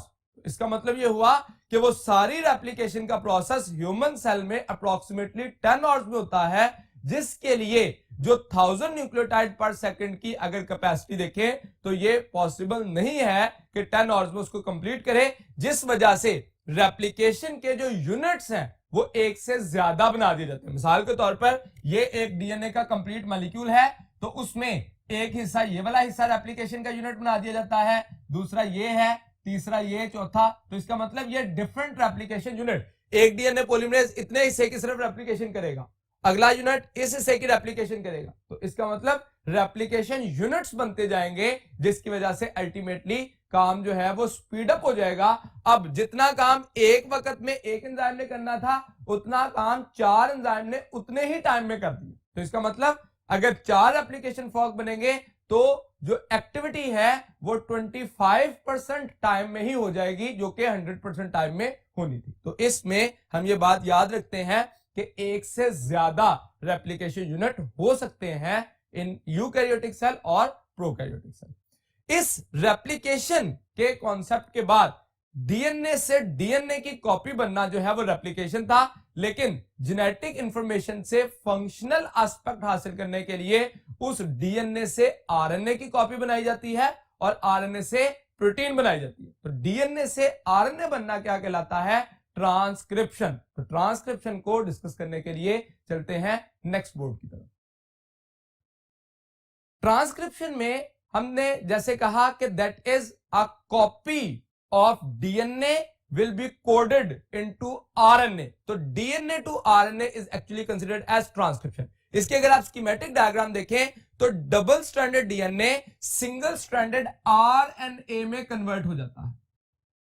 अब यहां पे इंपॉर्टेंट पॉइंट ये है कि डीएनए के 2 स्ट्रैंड हैं, कौन सा स्ट्रैंड कोड होगा और कौन सा स्ट्रैंड कोड नहीं होगा, उसके लिए हम इस स्ट्रैंड को नाम देते हैं, एक स्ट्रैंड को नाम दिया जाता है कोडिंग और सेंस स्ट्रैंड, जो कि ट्रांसक्राइब नहीं होता, और दूसरा टेम्पलेट और एंटायर सेंस स्ट्रैंड, ये ट्रांसक्राइब होता है, मतलब इसकी इंफॉर्मेशन ट्रांसक्राइब की जाती है, और जो दूसरा है कोडिंग स्ट्रैंड, उसकी इंफॉर्मेशन को ट्रांसक्राइब नहीं किया जाता। तो हमें यह भी एमसीक्यू के रेफरेंस से याद रखना है, टेम्पलेट स्ट्रैंड जो कि 3 प्राइम टू 5 प्राइम एंड है, उसकी ट्रांसक्रिप्शन से 5 प्राइम टू 3 प्राइम एंड एक आरएनए का मॉलिक्यूल बनता है। अब ट्रांसक्रिप्शन का जो प्रोसेस है उसमें पूरा डीएनए ट्रांसक्राइब नहीं होता, बल्कि डीएनए का पर्टिकुलर रीजन जो कि एक पर्टिकुलर या फंक्शनल प्रोटीन बनाने की कैपेसिटी रखता है, जिसको हम कोडेड रीजन कहते हैं या कोडिंग रीजन कहते हैं, सिर्फ उसी की ट्रांसक्रिप्शन होगी जिसकी वजह से आरएनए की फॉर्मेशन होगी। अब यहां पे ये एक स्ट्रक्चर बनाया गया that is transcription bubble. For example ये डीएनए का मॉलिक्यूल था, इस डीएनए के मॉलिक्यूल में से सिर्फ ये हिस्सा था जो कि जीन पर मुश्तमिल था। तो उस स्ट्रक्चर को अगर मैं यहां पे शो करूं तो बुनियादी तौर पर इसमें से जो टेम्पलेट स्ट्रैंड था उसको मैंने यहां पे बनाया। इस टेम्पलेट स्ट्रैंड पे जीन मौजूद है और जीन को डायरेक्टली ट्रांसक्राइब नहीं किया जाता, बल्कि उससे पहले एक पर्टिकुलर सीक्वेंस होता है जिसको नाम देता है प्रोमोटर साइट, जो कि ट्रांसक्रिप्शन के प्रोसेस को ज्यादा एक्यूरेसी प्रोवाइड करता है। तो प्रोमोटर का सिग्निफिकेंस क्या है? That is to provide accuracy to the transcription process. Promoter होता क्या है? फॉर एग्जाम्पल, ये हमारे पास एक डीएनए का टेम्पलेट स्ट्रैंड है। मैं अगर ये डीएनए का टेम्पलेट स्ट्रैंड कंसीडर करूं तो इसमें इस पोजीशन से लेके ऑनवर्ड जीन है, डाउनस्ट्रीम सीक्वेंस एक्चुअली जीन है। इस 0 पॉइंट से जो प्रीवियस सीक्वेंस होगा इसको अपस्ट्रीम सीक्वेंस या प्रोमोटर साइट कहा जाएगा, या हम इसी को RNA binding site, RNA polymerase binding site का नाम देंगे। एक्चुअली इस 0 से प्रीवियसली कुछ न्यूक्लियोटाइड पहले एक पर्टिकुलर सीक्वेंस आता है जो कि इंफॉर्मेशन देता है कि यहां से ट्रांसक्रिप्शन स्टार्ट होनी चाहिए। मैं एक एग्जांपल दूं इसकी। अगर आप मोटरवे पे ट्रैवल करते हैं तो मोटरवे पे या किसी भी हाईवे पे ट्रैवल करते हुए आपकी गाड़ी जब गुजर रही होती है रोड से तो साइड पे साइन बोर्ड आ रहे होते हैं। पर्टिकुलरली अगर आप किसी पेट्रोल पंप का साइन बोर्ड देखें तो उस पर लिखा होता है कि 5 किलोमीटर वे, थोड़ा आगे जाके फिर से साइन बोर्ड आता है उसी का कि 2 किलोमीटर वे। वो साइन बोर्ड क्यों लगाया गया? ताकि आप अपनी जो डेस्टिनेशन है उसके लिए एक्यूरेसी अटेन कर लें। अगर आपको पेट्रोल रिक्वायर्ड है तो आप 2 किलोमीटर के बाद जो है वो उसको फिलअप करा सके। यहां पे भी 10 न्यूक्लियोटाइड या 35 न्यूक्लियोटाइड पहले एक सीक्वेंस आया जिसने सिग्नल प्रोवाइड किया कि आरएनए पॉलीमरेज जब इतने न्यूक्लियोटाइड गुजरेगा तो यहां से उसको ट्रांसक्रिप्शन स्टार्ट करनी है। तो ये एक सिग्नल है फॉर द एक्यूरेसी, ताकि एक न्यूक्लियोटाइड ज्यादा या कम ट्रांसक्राइब ना हो जाए और जेनेटिक कोड डिस्टर्ब ना हो। तो यहां पे प्रोकैरियोट और यूकैरियोट में प्रोमोटर की पोजीशन डिफरेंट होती है, सीक्वेंस सेम होता है। ये सीक्वेंस बड़ा इंपॉर्टेंट है, TATAAT। ये सीक्वेंस एमसीक्यू में पूछा जाता है कि -10 साइट पर इन केस ऑफ प्रोकैरियोट और -25 इन यूकैरियोट सीक्वेंस आएगा TATAAT, और -35 और -75 in case of eukaryote, that will be a TTGACA। ये सीक्वेंस आएगा जो कि सिग्नल प्रोवाइड करेगा प्रोकैरियोट में 35 न्यूक्लियोटाइड बाद जीन स्टार्ट हो जाएगा, फिर आगे जाके 10 न्यूक्लियोटाइड बाद जीन स्टार्ट हो जाएगा, तो सिग्नल प्रोवाइड करता रहेगा। इसमें जैसे ही सिग्नल तक यहां तक पहुंचता है तो आरएनए पॉलीमरेज जो है वो अपनी एक्टिविटी स्टार्ट कर देता है। अब यहां पे भी डिफरेंस है प्रोकैरियोट और यूकैरियोट में। इन case of prokaryote only one kind of RNA polymerase जो कि तमाम किस्म के आरएनए बनाता है, लेकिन इन case of eukaryote 3 kinds of eukaryote हम यहां पे मेंशन कर सकते हैं। यूकैरियोट में 3 तरह के आरएनए पॉलीमरेज होते हैं। आरएनए पॉलीमरेज 1 जो कि ट्रांसक्राइब करता है राइबोसोमल आरएनए को, आरएनए पॉलीमरेज 2 जो कि मैसेंजर आरएनए को ट्रांसक्राइब करता है, और आरएनए पॉलीमरेज 3 जो कि ट्रांसफर आरएनए को ट्रांसक्राइब करने की कैपेसिटी रखता है। हम यहां पे मैसेंजर आरएनए के रेफरेंस से मैकेनिज्म देखेंगे कि एक्चुअली ट्रांसक्रिप्शन होती कैसे है। इसमें अब जो भी ट्रांसक्रिप्शन का प्रोसेस जब भी होगा उसके 3 स्टेप होंगे। सबसे पहले ट्रांसक्रिप्शन इनिशिएट करना, उसके बाद इलोंगेशन होना और टर्मिनेशन होना। इनिशिएशन के लिए आरएनए पॉलीमरेज का मॉलिक्यूल बाइंड करेगा किसके साथ? At the promoter site. यानी कि अगर मैं यहां पे ये डीएनए का मॉलिक्यूल कहूं तो इसके साथ ये एक स्ट्रक्चर अटैच हो गया जो कि उसकी प्रोमोटर साइट्स पे है, और यहां से 0 स्टार्ट होनी। अब ये आरएनए पॉलीमरेज का मॉलिक्यूल जो है ये 2 हिस्सों पर मुश्तमिल होता है। एक इसको कहा जाता है कोर प्रोटीन है और दूसरा इसके पास होता है सिग्मा फैक्टर। ये आरएनए पॉलीमरेज जो है वो इस पे मूव करता रहेगा, और जैसे ही इनिशिएशन पे पहुंचेगा इस एरिया पे जहां से इनिशिएशन होनी है, तो इस रीजन पे आके इसका सिग्मा फैक्टर रिलीज हो जाएगा, फैक्टर रिलीज्ड, और रिमेनिंग कोर एंजाइम जो है वो फर्दर मूव करना शुरू कर देगा। तो इसका मतलब इनिशिएशन के टाइम पे आरएनए पॉलीमरेज प्रोमोटर पे बाइंड किया, जैसे ही इनिशिएशन के लेवल पे पहुंचा तो सिग्मा फैक्टर उसने रिलीज किया और उसकी वजह से इलोंगेशन प्रोसीड होगी। यानी कि सिग्मा फैक्टर का रिलीज होना इंपॉर्टेंट पॉइंट है for the process of elongation. अब जैसे जैसे वो फर्दर मूव करता जा रहा है, एडिशन ऑफ न्यूक्लियोटाइड करता जा रहा है, जिसकी वजह से आरएनए का मॉलिक्यूल जो है वो ट्रांसक्रिप्शन बबल में से निकलता जा रहा है। जैसे ही ये प्रोसेस कंप्लीट होगा, यानी कि टर्मिनेशन का पॉइंट आएगा, तो कौन सा सिग्नल मिलेगा? तो that will B GC rich region followed by eighty base pair. तो यहां से आरएनए पॉलीमरेज का मॉलिक्यूल जो है वो जो निकल रहा था, उसमें डीएनए के मॉलिक्यूल पे जीसी रिच रीजन आएगा फॉलोड बाय एटी। तो इस आरएनए के मॉलिक्यूल में एक हेयर पिन फॉर्मेशन हो जाएगी, hairpin loop formation in RNA for termination.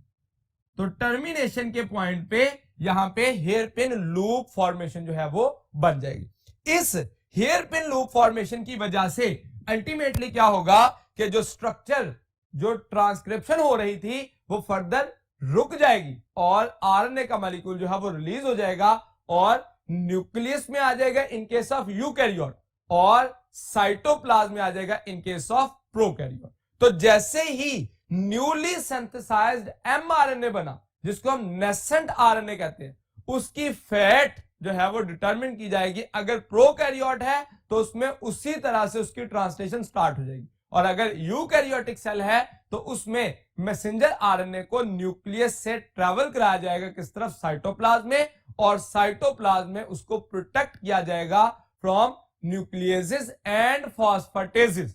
तो वो जो प्रोटेक्शन है उसके लिए जो प्रोसेस होता है कहलाता है पोस्ट ट्रांसक्रिप्शनल मॉडिफिकेशन। उसके लिए चलते हैं नेक्स्ट बोर्ड की तरफ।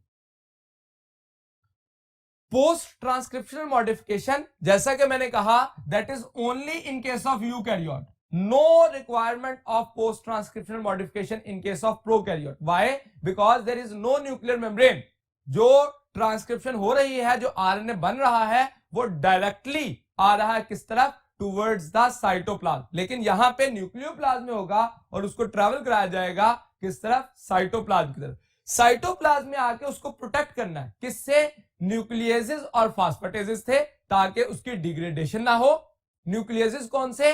एक्सोन्यूक्लियेसिस, जो कि टर्मिनल एंड से उसको डिग्रेड करने की कैपेसिटी रखते हैं। और ये जो न्यूक्लियेसिस है उससे प्रोटेक्ट करने के लिए, फॉर एग्जांपल हमारे पास जो एक स्ट्रैंड बना था मैसेंजर आरएनए का, वो 5 प्राइम था और 3 प्राइम था। 5 प्राइम एंड को प्रोटेक्ट किया जाता है किसके जरिए? By attachment of 7 methyl guanosine triphosphate. और ये जो 7 मिथाइल गुआनोसिन ट्राइफॉस्फेट है, इसका फॉस्फेट एंड ही वो फॉस्फेट एंड के साथ जुड़ेगा, जिस वजह से इसको कहा जाता है 5 prime to 5 prime end capping. तो ये 5 प्राइम एंड पर जो अटैचमेंट होगी, जो इसको प्रोटेक्ट करेगी, वो क्या कहलाएगी? कैपिंग। तो इस प्रोसेस को कहा गया कैपिंग। दूसरे नंबर पे जो 3 प्राइम एंड को प्रोटेक्ट करती है, उस पे 3 प्राइम एंड पे आके पॉली ए टेल अटैच हो जाती है, तो इसको नाम दिया जाता है poly A tail. So the term is considered as tailing. तो इसका मतलब ये जो कैपिंग और टेलिंग से प्रोटेक्ट कर दिया गया पूरे एमआरएनए को फ्रॉम द एक्सोन्यूक्लियेसिस और फॉस्फेटेसिस प्रेजेंट इन द साइटोप्लाज्म। ये जो प्रोटेक्शन है इस पोस्ट ट्रांसक्रिप्शनल मॉडिफिकेशन में, इस प्रोटेक्शन की वजह से उस मैसेंजर आरएनए को अब मैच्योर मैसेंजर आरएनए का नाम दिया जाता है, जिसकी फर्दर ट्रांसलेशन हो सकती है। इस मैसेंजर आरएनए के पास जो सीक्वेंस ऑफ न्यूक्लियोटाइड थे, ये देखिए, ये सीक्वेंस ऑफ न्यूक्लियोटाइड मौजूद थे, जो कि कहां से उसने सीक्वेंस हासिल किया था? डीएनए से। ये सीक्वेंस ऑफ न्यूक्लियोटाइड रीड करने के लिए ट्रांसलेशन के प्रोसेस में डिफरेंट की प्लेयर्स आते हैं, जिसमें राइबोसोम्स हैं, ट्रांसफर आरएनए है। लेकिन इस सीक्वेंस की कुछ यूनिकनेस है जो कि कहलाती है जेनेटिक कोड। जेनेटिक कोड या कोडॉन इसको नाम दिया जाता है, जो कि सीक्वेंस ऑफ 3 न्यूक्लियोटाइड्स है। अब यहां पे इसको 3 न्यूक्लियोटाइड के सीक्वेंस की वजह से ट्रिपलेट का नाम भी दिया जाता है। यहां पे सवाल ये आता है कि मैसेंजर आरएनए के पास जो ट्रिपलेट है उससे मुराद क्या है। इसका मतलब यह है कि ये जो सीक्वेंस है होगा तो कंटिन्यूस, लेकिन 3 न्यूक्लियोटाइड जो हैं उनसे मिलके एक पर्टिकुलर अमाइनो एसिड कोड होगा। यहां पे याद रखिए कि उनसे अमाइनो एसिड बनेगा नहीं, कोड होगा। ये एक्चुअली ट्रांसलेशन का प्रोसेस है, जैसे आप इंग्लिश के वर्ड से उर्दू ट्रांसलेट करते हैं। जैसे मैं एक एग्जांपल देता हूं, आपके पास एक वर्ड है दैट इज HOW, 3 लेटर्स पे है। फॉर एग्जांपल हम इसको 3 न्यूक्लियोटाइड की तरह कंसिडर करें, ट्रिपलेट है, इसका एक पर्टिकुलर मीनिंग है। कैसे? अब इस लफ्ज को आपने खत्म नहीं किया, सिर्फ कोड किया, इसकी वजह से उर्दू में क्या मतलब है। लेकिन अगर इसी का सीक्वेंस बदल जाए और ये चेंज हो जाए किसमें, WHO, अब ये जो इंग्लिश का वर्ड बना है उसका मतलब बदल गया। हालांकि लेटर वही है, लेकिन उसकी अरेंजमेंट बदलने की वजह से उसका मतलब बदल गया। तो इसका मतलब यह हुआ कि एक पर्टिकुलर 3 न्यूक्लियोटाइड का सीक्वेंस पर्टिकुलर अमाइनो एसिड को कोड करने की कैपेसिटी रखता है। जब हम जेनेटिक कोड को ट्रिपलेट कहा तो इसकी प्रोबेबिलिटी को सबसे पहले जब ये डिस्कवरी हुई तो उसके लिए 3 प्रोबेबिलिटीज जो है उसको एज्यूम किया गया। ये सोचा गया कि अगर एक न्यूक्लियोटाइड एक अमाइनो एसिड को कोड करे तो नंबर ऑफ न्यूक्लियोटाइड कितने हैं, 4, तो इसका मतलब 4 अमाइनो एसिड को कोड कर सकते थे। हालांकि प्रोटीन के अंदर अमाइनो एसिड कितने होते हैं, 20। इसका मतलब ये वाली प्रोबेबिलिटी जो है उसको रिजेक्ट कर दिया गया। दूसरी प्रोबेबिलिटी कही गई कि अगर 2 न्यूक्लियोटाइड एक अमाइनो एसिड को कोड करें तो इसका मतलब टोटल कितने बन सकते हैं, 16 पॉसिबल कॉम्बिनेशन बन सकते हैं, जो कि हम पुनेट स्क्वायर से निकाल सकते हैं। इस 16 पॉसिबल कॉम्बिनेशन से भी हमें पता चलता है कि ये 16 अमाइनो एसिड को कोड कर सकेगा। तो अल्टीमेटली क्या हुआ कि 4 अमाइनो एसिड फिलहाल फिर से रह गए, तो अल्टीमेटली ये अकोमोडेशन भी गलत होगी। और फिर देखा गया कि 3 न्यूक्लियोटाइड, इसको भी हमने गलत करार दे दिया। फिर 3 न्यूक्लियोटाइड के पॉसिबल कॉम्बिनेशन से सोचा गया, तो उससे अगर हम फॉर्मूला दें पुनेट स्क्वायर के साथ ही, तो that is 64 possible combination can be form. अब जो 64 पॉसिबल कॉम्बिनेशन बनते हैं तो अमाइनो एसिड कितने हैं, 20। इस 64 पॉसिबल कॉम्बिनेशंस को एक्सपेरिमेंटल एनालिसिस में टेस्ट किया गया इन 64 कोडॉन को, जो कि किसने किया, ये मुख्तलिफ 3 साइंटिस्ट थे जिन्होंने इसको डिस्कवर किया या इसका टेस्ट किया इन सेल फ्री मीडियम। सेल के अंदर नहीं, सेल से बाहर एक आर्टिफिशियली स्ट्रक्चर बना के मैसेंजर आरएनए का, तो उससे ट्रांसलेशन के जरिए अमाइनो एसिड के प्रोसेस को डिटरमिन करने की कोशिश की। जब ये स्ट्रक्चर उन्होंने देखा तो उन्होंने कुछ प्रॉपर्टीज जो है वो बताई। उन्होंने कहा कि एक्चुअली सबसे पहला पॉइंट उन्होंने कहा कि इनिशिएशन कोडॉन जो है वो क्या है, मैथ्यूनिन है। दूसरे नंबर पे कुछ कोडॉन ऐसे हैं जो कि किसी किस्म का अमाइनो एसिड कोड नहीं करते, तो उसके लिए कौन कौन से थे, UAA, UGA एंड UAG। तो ये 3 कोड जो है वो मौजूद थे जो कि इसका सीक्वेंस जो है वो डिटरमिन किया गया। तो स्टॉप कोडॉन में UAA, UGA एंड UAG, ये 3 कोडॉन जो है स्टॉप कोडॉन या नॉनसेंस कोडॉन कंसीडर किया गया। इसका मतलब ये हुआ कि अभी भी 61 कोडॉन है जो कि 20 अमाइनो एसिड को कोड करें। यहां पे एक बड़ी इंपॉर्टेंट लाइन कही जाती है कि एक अमाइनो एसिड एक से ज्यादा कोडॉन से कोड हो सकता है, लेकिन एक पर्टिकुलर कोडॉन एक से ज्यादा अमाइनो एसिड को कोड नहीं कर सकता। One amino acid can be coded by more than one codon, one type of codon, but one codon cannot code more than one type of amino acid. तो यहां पे ये एमसीक्यू के reference से बात याद रखिएगा। इसमें जब ये सीक्वेंस उन्होंने बताया तो फिर फर्दर एक्सपेरिमेंट्स किए गए जिससे ये चेक किया गया कि जो जेनेटिक कोड है दैट इज यूनिवर्सल। कैसे यूनिवर्सल है?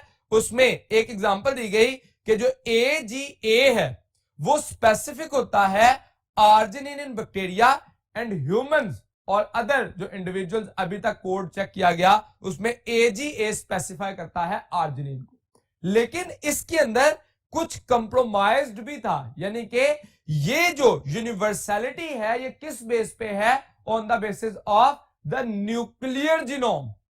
ये न्यूक्लियर जीनोम के लिए यूनिवर्सल है, लेकिन जैसे ही हम माइटोकॉन्ड्रियल डीएनए को क्रोमोसोमल डीएनए के साथ कंपेयर करते हैं तो उसमें अब यूनिवर्सैलिटी मेंटेन नहीं रहती, जिसकी कुछ एग्जांपल हमारी बुक में दी गई। जैसे UGA जो है वो क्रोमोसोमल डीएनए में स्टॉप कोडॉन है, लेकिन माइटोकॉन्ड्रियल डीएनए के केस में वो क्या हो जाता है?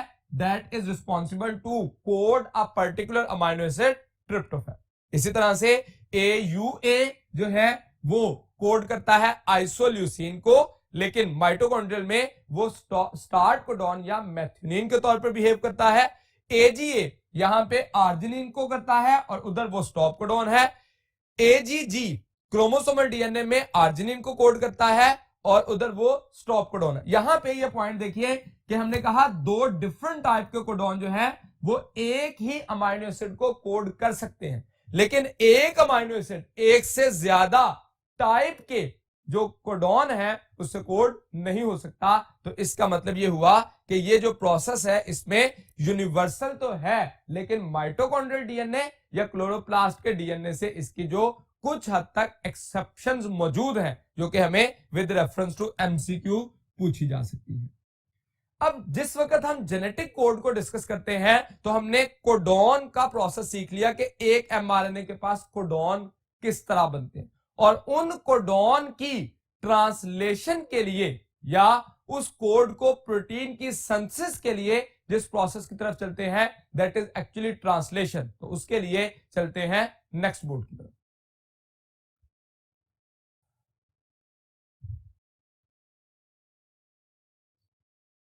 सेंट्रल डॉग्मा के सेकंड इवेंट को देखिए तो दैट इज ट्रांसलेशन। ट्रांसलेशन को हम सिंपली डिफाइन करते हैं मैसेंजर आरएनए के कोड्स को प्रोटीन सिंथेसिस के लिए अमाइनो एसिड के सीक्वेंस बनाने के लिए यूटिलाइज करना। तो एक्चुअली mRNA टू पॉलीपेप्टाइड और protein synthesis is actually considered as translation. Translation का इवेंट होता कहां पे है? तो that will occur in the cytoplasm. तो साइटोप्लाज्म के अंदर ये प्रोसेस हो रहा होता है। यहां पे हमें ये याद होना चाहिए कि रेप्लिकेशन एंड ट्रांसक्रिप्शन न्यूक्लियस में होती है और न्यूक्लियस में बनने वाला mRNA उसको ट्रांसलेट करने के लिए सप्लाई किया जाता है किस तरफ? Towards the cytoplasm. तो साइटोप्लाज्म में आके इसकी ट्रांसलेशन होती है, तो इसका इवेंट लोकेशन जो है वो साइटोप्लाज्म है। अगर हम इस अपने कॉन्सेप्ट को जो कि ट्रांसक्रिप्शन और ट्रांसलेशन से रिलेटेड है उसके लिए एक एमसीक्यू देखें तो that is a piece of DNA containing 6000 nucleotides is transcribed and translated into a protein. How many amino acids are required? तो यहां पे हमें एक डीएनए के मॉलिक्यूल में जो न्यूक्लियोटाइड्स का नंबर है या बेसिस का नंबर बताया गया और कहा गया कि अमाइनो एसिड बताइए कि इससे कितने रिक्वायर्ड होंगे एक पॉलीपेप्टाइड या प्रोटीन बनाने के लिए। तो अल्फा ऑप्शन है 500, बीटा 1000, चार्ली 2000 एंड डेल्टा 3000। यहां पे अब हमारे पास एक कॉन्सेप्ट है जिसमें हमने कहा था कि 3 न्यूक्लियोटाइड एक अमाइनो एसिड को कोड करने के लिए रिक्वायर्ड होते हैं, लेकिन यह भी याद रखिए कि वो 3 न्यूक्लियोटाइड किसके थे? mRNA के। यहां पे न्यूक्लियोटाइड किसके दिए गए हैं? डीएनए के। तो मैं इस पॉइंट को ही जस्टिफाई करने के लिए अगर कहूं तो एक जो डीएनए का मॉलिक्यूल है उससे ट्रांसक्रिप्शन के जरिए क्या बनता है? mRNA, और mRNA की ट्रांसलेशन से बनती है प्रोटीन या पॉलीपेप्टाइड। ये बात हम जानते हैं। अब डीएनए का मॉलिक्यूल हम जानते हैं डबल स्ट्रैंडेड होता है जिसमें बेस पेयर्स होते हैं। हमें 6000 न्यूक्लियोटाइड्स बताए गए, ना कि बेस पेयर, बेसिस बताई गई है बेस पेयर ने। तो क्योंकि इन दोनों स्ट्रैंड में से सिर्फ टेम्पलेट स्ट्रैंड ने ट्रांसक्राइब होना है तो एक स्ट्रैंड बनेगा। अब यहां पे वो कंफ्यूजन क्लियर हो जाएगी कि इस दो स्ट्रैंड के पास 6000 न्यूक्लियोटाइड है, तो इसका मतलब एमआरएनए के पास कितने न्यूक्लियोटाइड आएंगे? 3000, क्योंकि एक स्ट्रैंड की सिर्फ ट्रांसक्रिप्शन होनी है और उससे जो प्रोटीन बनेगी उसके पास अमाइनो एसिड कितने आएंगे? 1000 amino acid. So right option इसमें से क्या होगा? That will be beta.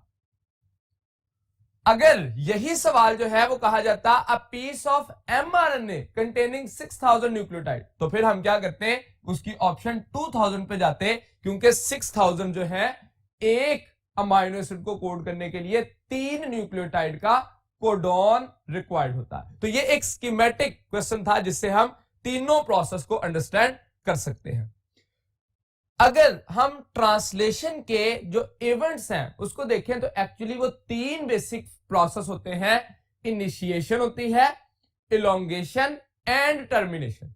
अब इनिशिएशन होने के लिए कौन कौन से इवेंट्स जरूरी हैं, जिसमें हम जानते हैं कि अगर ट्रांसलेशन के जो की प्लेयर्स हैं उनको देखें तो उसमें हमारे पास तीनों टाइप के आरएनए, जिसमें मैसेंजर आरएनए है, राइबोसोमल आरएनए है और ट्रांसफर आरएनए, ये तीनों स्ट्रक्चर्स मौजूद होने चाहिए। उसके साथ साथ initiation factor, elongation factor and releasing factor, ये 3 किस्म के फैक्टर्स भी जो कि प्रोटीन इन नेचर होते हैं ये भी रिक्वायर्ड होते हैं। तो एक्चुअली सबसे पहला स्टेप जो है that will be pre initiation events.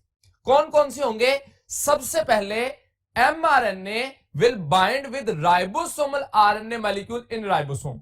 तो पहला इवेंट एमआरएनए का राइबोसोमल आरएनए के साथ बाइंड करना। दूसरा event amino acylated tRNA synthesis. Actually जो एक टीआरएनए का मॉलिक्यूल है उसके साथ अमाइनो एसिड का बाइंड करना, ताकि वो जो एक्टिवेटेड टीआरएनए है वो अमाइनो एसिड को ट्रांसफर कर सके। कहां पे? At the site where proteins are being synthesised. तो एक्चुअली प्रोटीन जहां पे बन रही है उस जगह तक ट्रांसफर करने के लिए ट्रांसफर आरएनए को अपने साथ अमाइनो एसिड को अटैच करना जरूरी है।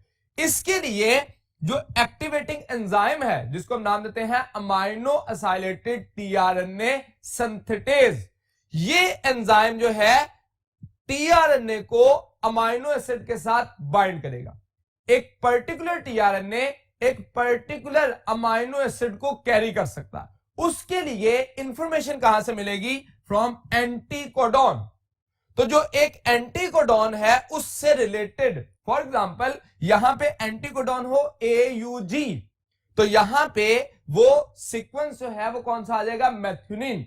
इसी तरह से यहां पे एंटीकोडॉन का सीक्वेंस बदलता जाए और अमाइनो एसिड चेंज होता जाएगा। तो यहां पे एंटीकोडॉन के अकॉर्डिंग हमने ट्रिप्टोफैन को कंसीडर किया।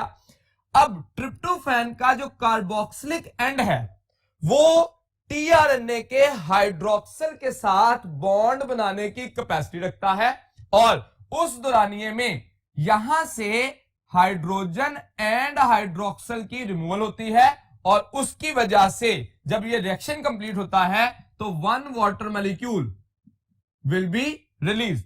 तो इस दौरानिए में अब अटैचमेंट हो गई किसकी? एक ट्रिप्टोफैन की, एक अमाइनो एसिड की, किसके साथ? टीआरएनए के साथ। इस वजह से इसको एक्टिवेटेड टीआरएनए या टीआरएनए ट्रिप्टोफैन का नाम दिया जाएगा। अब यहां पे ये याद रखिए जेनेटिक कोड में जो अमाइनो एसिड का सीक्वेंस दिया गया है on the basis of codon, तो कौन सा कोडॉन जो है किस अमाइनो एसिड के लिए रिक्वायर्ड है। इसी तरह से particular anticodon is also responsible to carry the particular amino acid. तो हमें हमेशा ये एंटीकोडॉन और कोडॉन का पता होना चाहिए।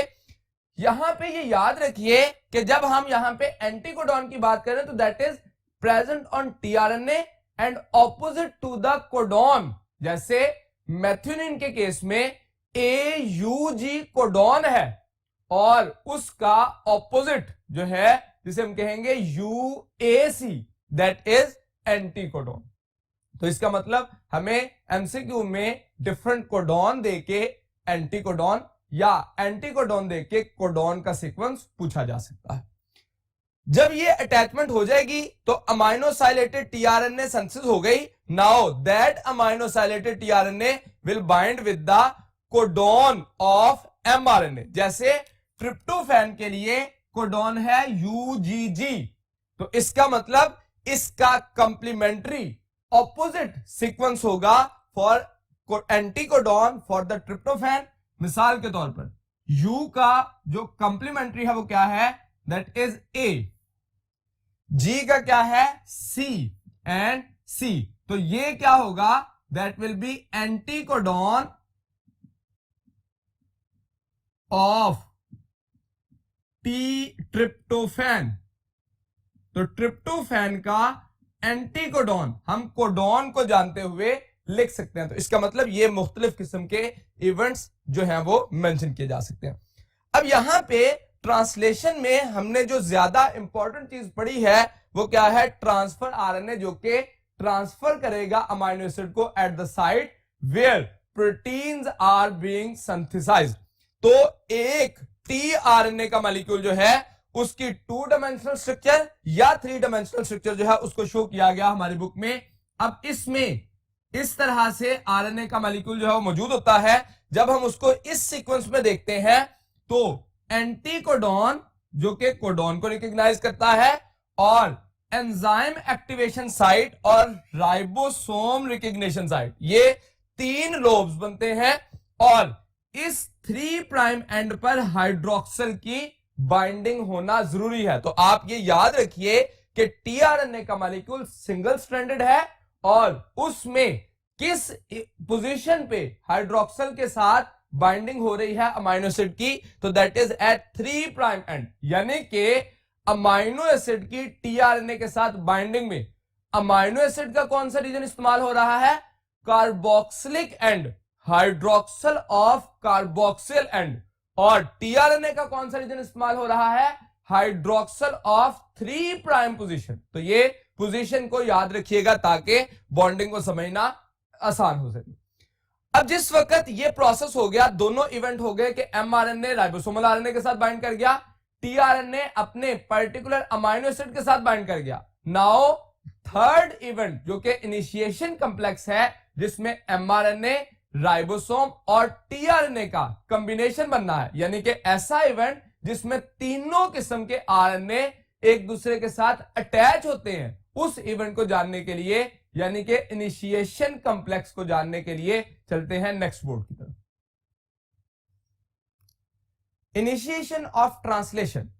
ट्रांसलेशन की जब इनिशिएशन है तो इस इनिशिएशन में होगा क्या, एमआरएनए का मॉलिक्यूल राइबोसोम के साथ बाइंड करेगा, एमआरएनए के मॉलिक्यूल के साथ एक पर्टिकुलर कोडॉन को रिकॉग्नाइज करते हुए उसके साथ बाइंड करेगा क्या, tRNA, which is actually activated tRNA, the tRNA which contain a particular amino acid। तो यहां पे अगर आप एक mRNA का सीक्वेंस देखें तो हमेशा एक जो mRNA बना है वो 5 प्राइम टू 3 प्राइम एंड पे होता है।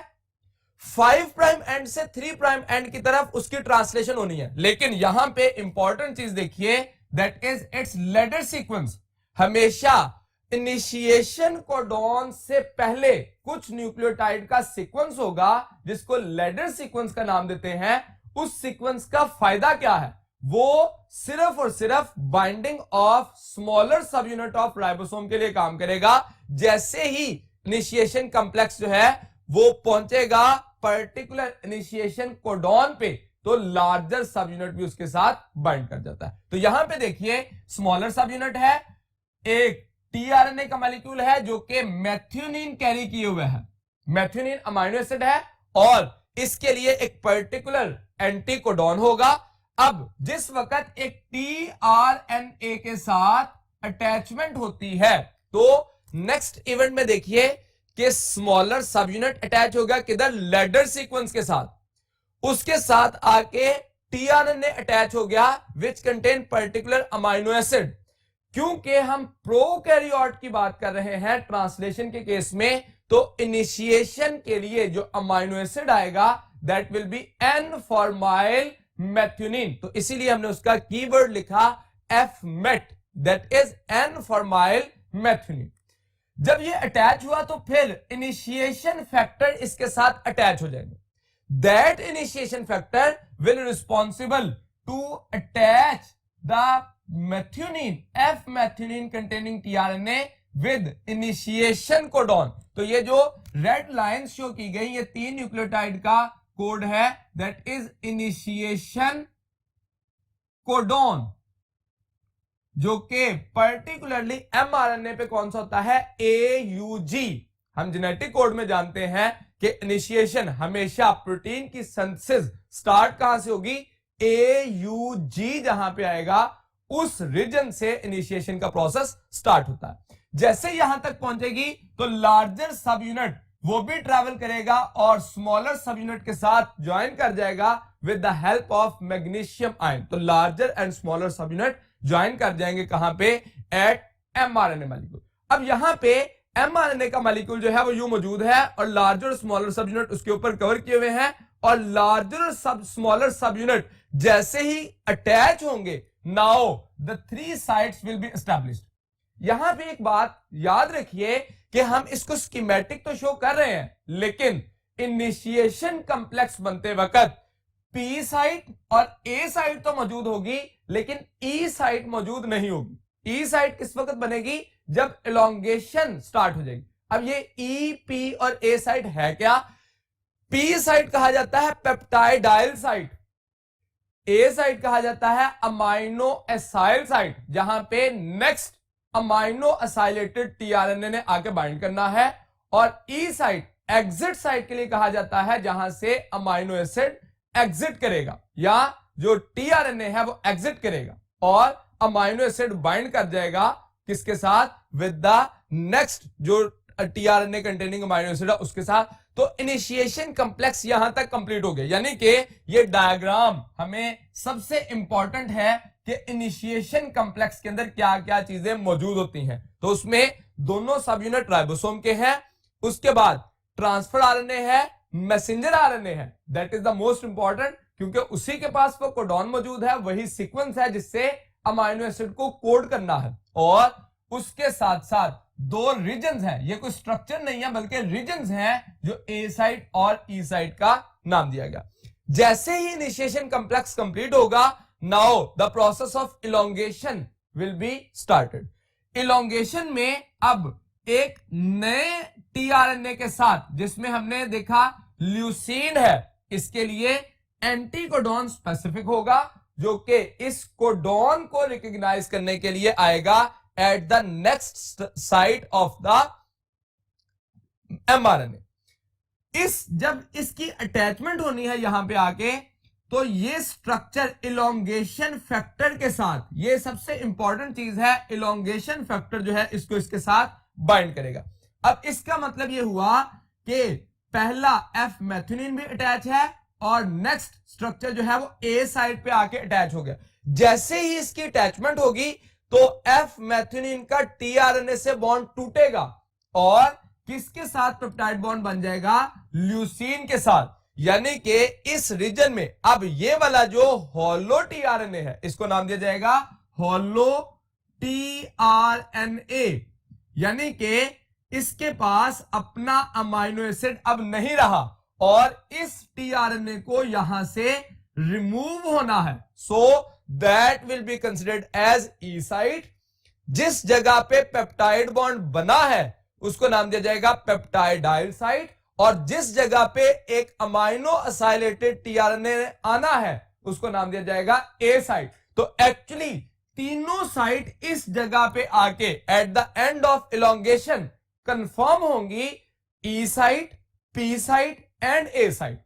अब यहां पे एक और बात याद रखिए कि हमेशा जो पी साइट है उसने कन्वर्ट होना है ई साइट में, ए साइट ने कन्वर्ट होना है पी साइट में। तो मैं इस प्रोसेस को अगर यूं लिखूं ई पी ए, तो हमेशा ए साइट जो है वो कन्वर्ट होगी पी साइट में, पी साइट कन्वर्ट होगी ई साइट में, और हमेशा जो नई साइट जो है वो स्टैब्लिश होती रहेगी वो कौन सी होगी, ए साइट।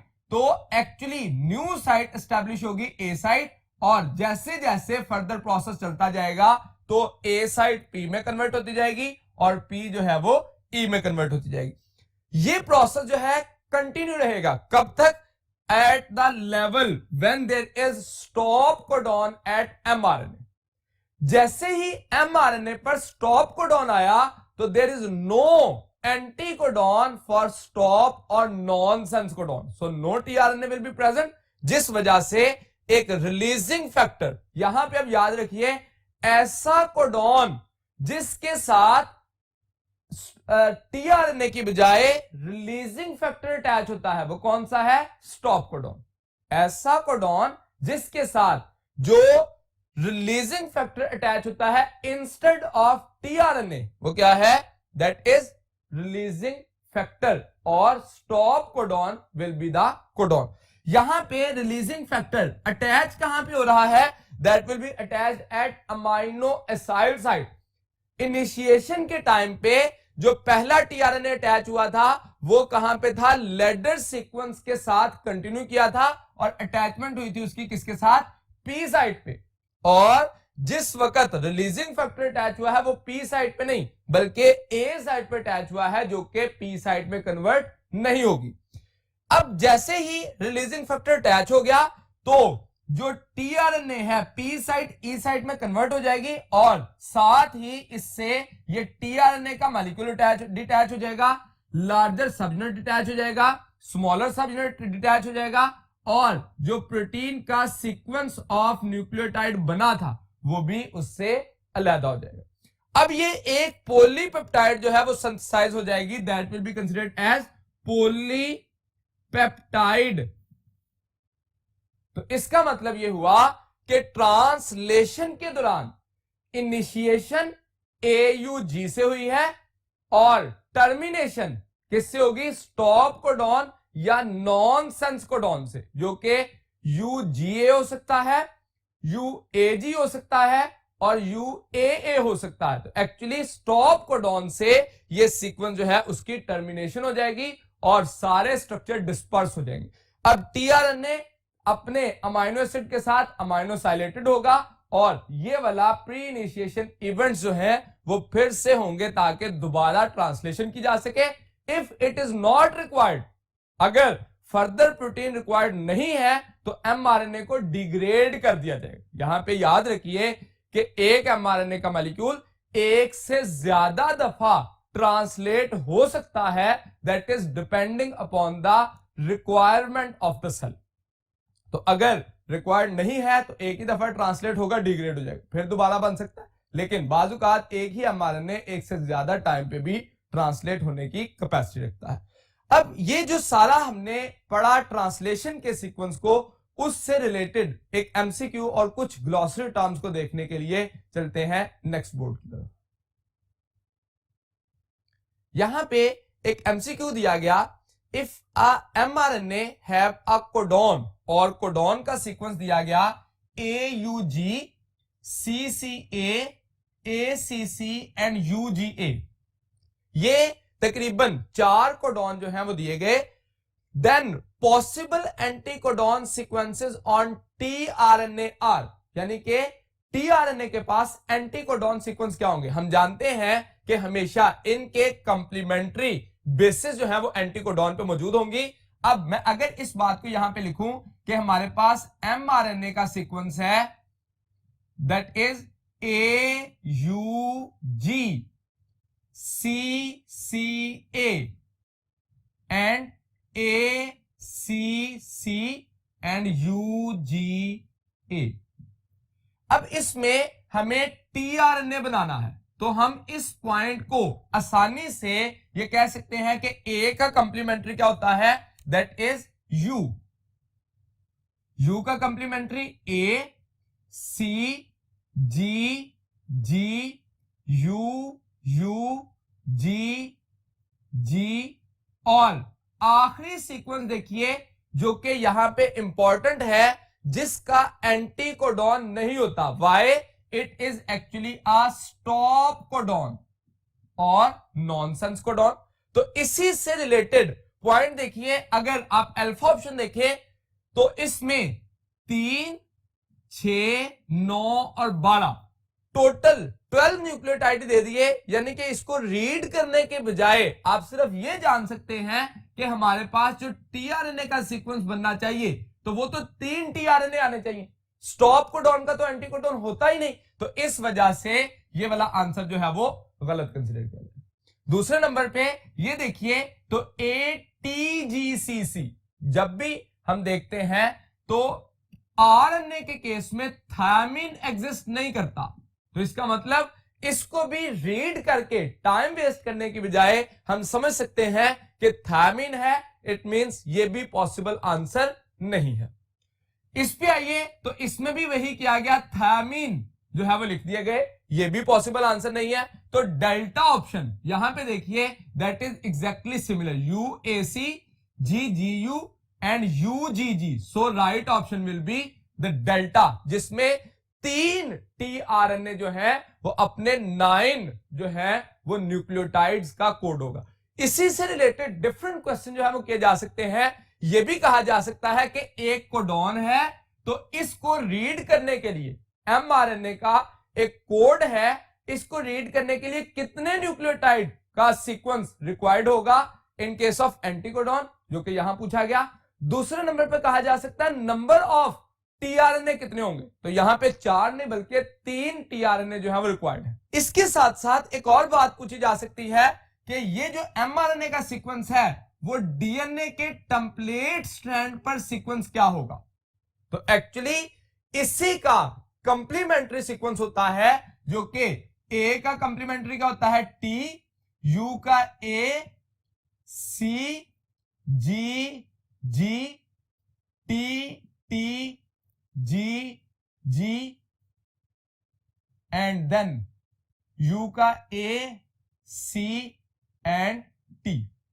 तो हमें मालूम है कि डीएनए के केस में थायमिन एग्जिस्ट करता है, तो यहां पे इस सीक्वेंस से रिलेटेड देखिए, तो जो चार्ली ऑप्शन है वो डीएनए के टेम्पलेट का सीक्वेंस है, यानी कि हमें डीएनए से आरएनए, आरएनए से टीआरएनए का सीक्वेंस, या इसके ऑपोजिट डायरेक्शन में भी सीक्वेंस जो है वो इससे रिलेटेड पूछा जा सकता है। अब ये सारी बात जो है जिसमें हमने एमआरएनए से टीआरएनए का कंप्लीमेंट्री सीक्वेंस, तो एक्चुअली ये सारा पॉइंट ट्रांसक्रिप्शन और ट्रांसलेशन, जो कि यहां पे हमने ट्रांसलेशन के मैकेनिज्म में देखा कि इनिशिएशन के टाइम पे इनिशिएशन कॉम्प्लेक्स बन जाएगा, और जैसे ही इलोंगेशन होगी तो इलोंगेशन के दौरान जो सीक्वेंस है उससे related tRNA containing a particular amino acid आके बाइंड करेगा। पहले नंबर पे 3 न्यूक्लियोटाइड का जो कोडॉन था, ये ट्रिपलेट था, उसको रीड करने के लिए यहां पे एक अमाइनो एसिड कंटेनिंग टीआरएनए आया। अब जैसे ही इलोंगेशन होनी है तो मैसेंजर आरएनए पर राइबोसोम की ट्रांसलोकेशन होगी, यानी कि 3 न्यूक्लियोटाइड ट्रांसलोकेट करेंगे, 3 न्यूक्लियोटाइड के सीक्वेंस नेक्स्ट जाएगा एमआरएनए के ऊपर, जिसकी वजह से नया टीआरएनए अटैच होगा और जो हॉलो या एम्प्टी टीआरएनए है वो इससे उतर जाएगा, जिस वक्त उनके दरमियान एक पेप्टाइड बॉन्ड बन जाएगा। तो अमाइनो एसिड के दरमियान पेप्टाइड बॉन्ड बन गया, इसका जो बॉन्ड था वो टूट गया और टीआरएनए यहां से रिमूव हो गया, और अल्टीमेटली ये प्रोसेस चलता रहेगा until the process of termination. तो इस पॉइंट में हम उस कॉन्सेप्ट को जो है वो क्लियर करते हैं कि कितने टीआरएनए रिक्वायर्ड होंगे, और इसी के साथ साथ उन टीआरएनए पर एंटीकोडॉन क्या होगा। तो ये बात जो है वो क्लियर हो गई कि डीएनए का सीक्वेंस क्या है, एमआरएनए का क्या है और टीआरएनए का क्या है। अब इससे रिलेटेड कुछ 2 टर्म ऐसी हैं जिसमें होम्योबॉक्स और होम्योटिक बॉक्स, ये 2 टर्म जो हैं वो हमारी ग्लॉसरी में मेंशन की गई है, लेकिन बुक की लाइन में नहीं है, तो इनको लाजमी जो है वो यहां से रीड कीजिएगा ताकि इससे रिलेटेड एमसीक्यू को सॉल्व करने में आसानी हो। होम्योबॉक्स कहा गया that is sequence of 180 nucleotides located in homeotic gene. अब होम्योटिक जीन क्या है इसको हम आगे पढ़ेंगे। That produces 60 amino acid peptide sequence active in transcription factor. तो एक्चुअली इसमें जो पॉइंट इंपॉर्टेंट है वो 180 न्यूक्लियोटाइड है और उससे 60 अमीनो एसिड बनते हैं और ये एक्टिव ट्रांसक्रिप्शन फैक्टर के लिए रिस्पॉन्सिबल होता है। अब होम्योटिक जीन जो जिसमें ये होम्यो बॉक्स मौजूद होता है, that is series of master switch genes that determine the form of segment developing in the embryo. तो एम्ब्रियो में डेवलपमेंट के टाइम पर जो स्ट्रक्चर है वो होम्योटिक जीन, और होम्योटिक जीन कहां पे मौजूद होता है? In the homeo box. इससे रिलेटेड और मुख्तलिफ जो हमारे तीनों पॉइंट्स थे, रेप्लिकेशन, ट्रांसक्रिप्शन एंड ट्रांसलेशन, उसमें ये और कुछ टर्म जो है वो ग्लॉसरी में भी डिफाइन की हुई है। अब ये हम जानते हैं कि हमारी बुक की लाइंस में जो लाइंस की जो वर्डिंग है उससे थोड़ी डिफरेंट हो जाती है वर्डिंग ग्लॉसरी में, जिस वजह से बाज़ औक़ात हमें कंफ्यूजन होती है। इसलिए वो वर्ड्स जो कि आपकी लाइंस में, बुक की लाइंस में लिखे गए हैं, उनको आपने लाजमन ग्लॉसरी में भी चेक करना है ताकि दोनों की जो वर्डिंग है उसको अंडरस्टैंड कर सके। तो कोडॉन की डेफिनेशन दी गई है, लाइगेज की, डीएनए लाइगेज की, रेप्लिकेशन फॉर्क की, रेप्लिकेशन एंड मेनी अदर्स। तो डिफरेंट जो है वो आप अपनी फर्स्ट ईयर और सेकेंड ईयर की ग्लॉसरी में देखेंगे कि इन तीनों इवेंट से, replication, transcription, translation and genetic code, इनसे रिलेटेड अगर कोई टर्म ग्लॉसरी में डिस्कस की गई है तो उसको भी लाजमी देखें। यहां तक आज का हमारा लेक्चर कंप्लीट हुआ। उम्मीद है कि मैं अपनी बात आपको समझाने में कामयाब रहा। अगले लेक्चर तक के लिए दीजिए इजाजत। अल्लाह हाफिज।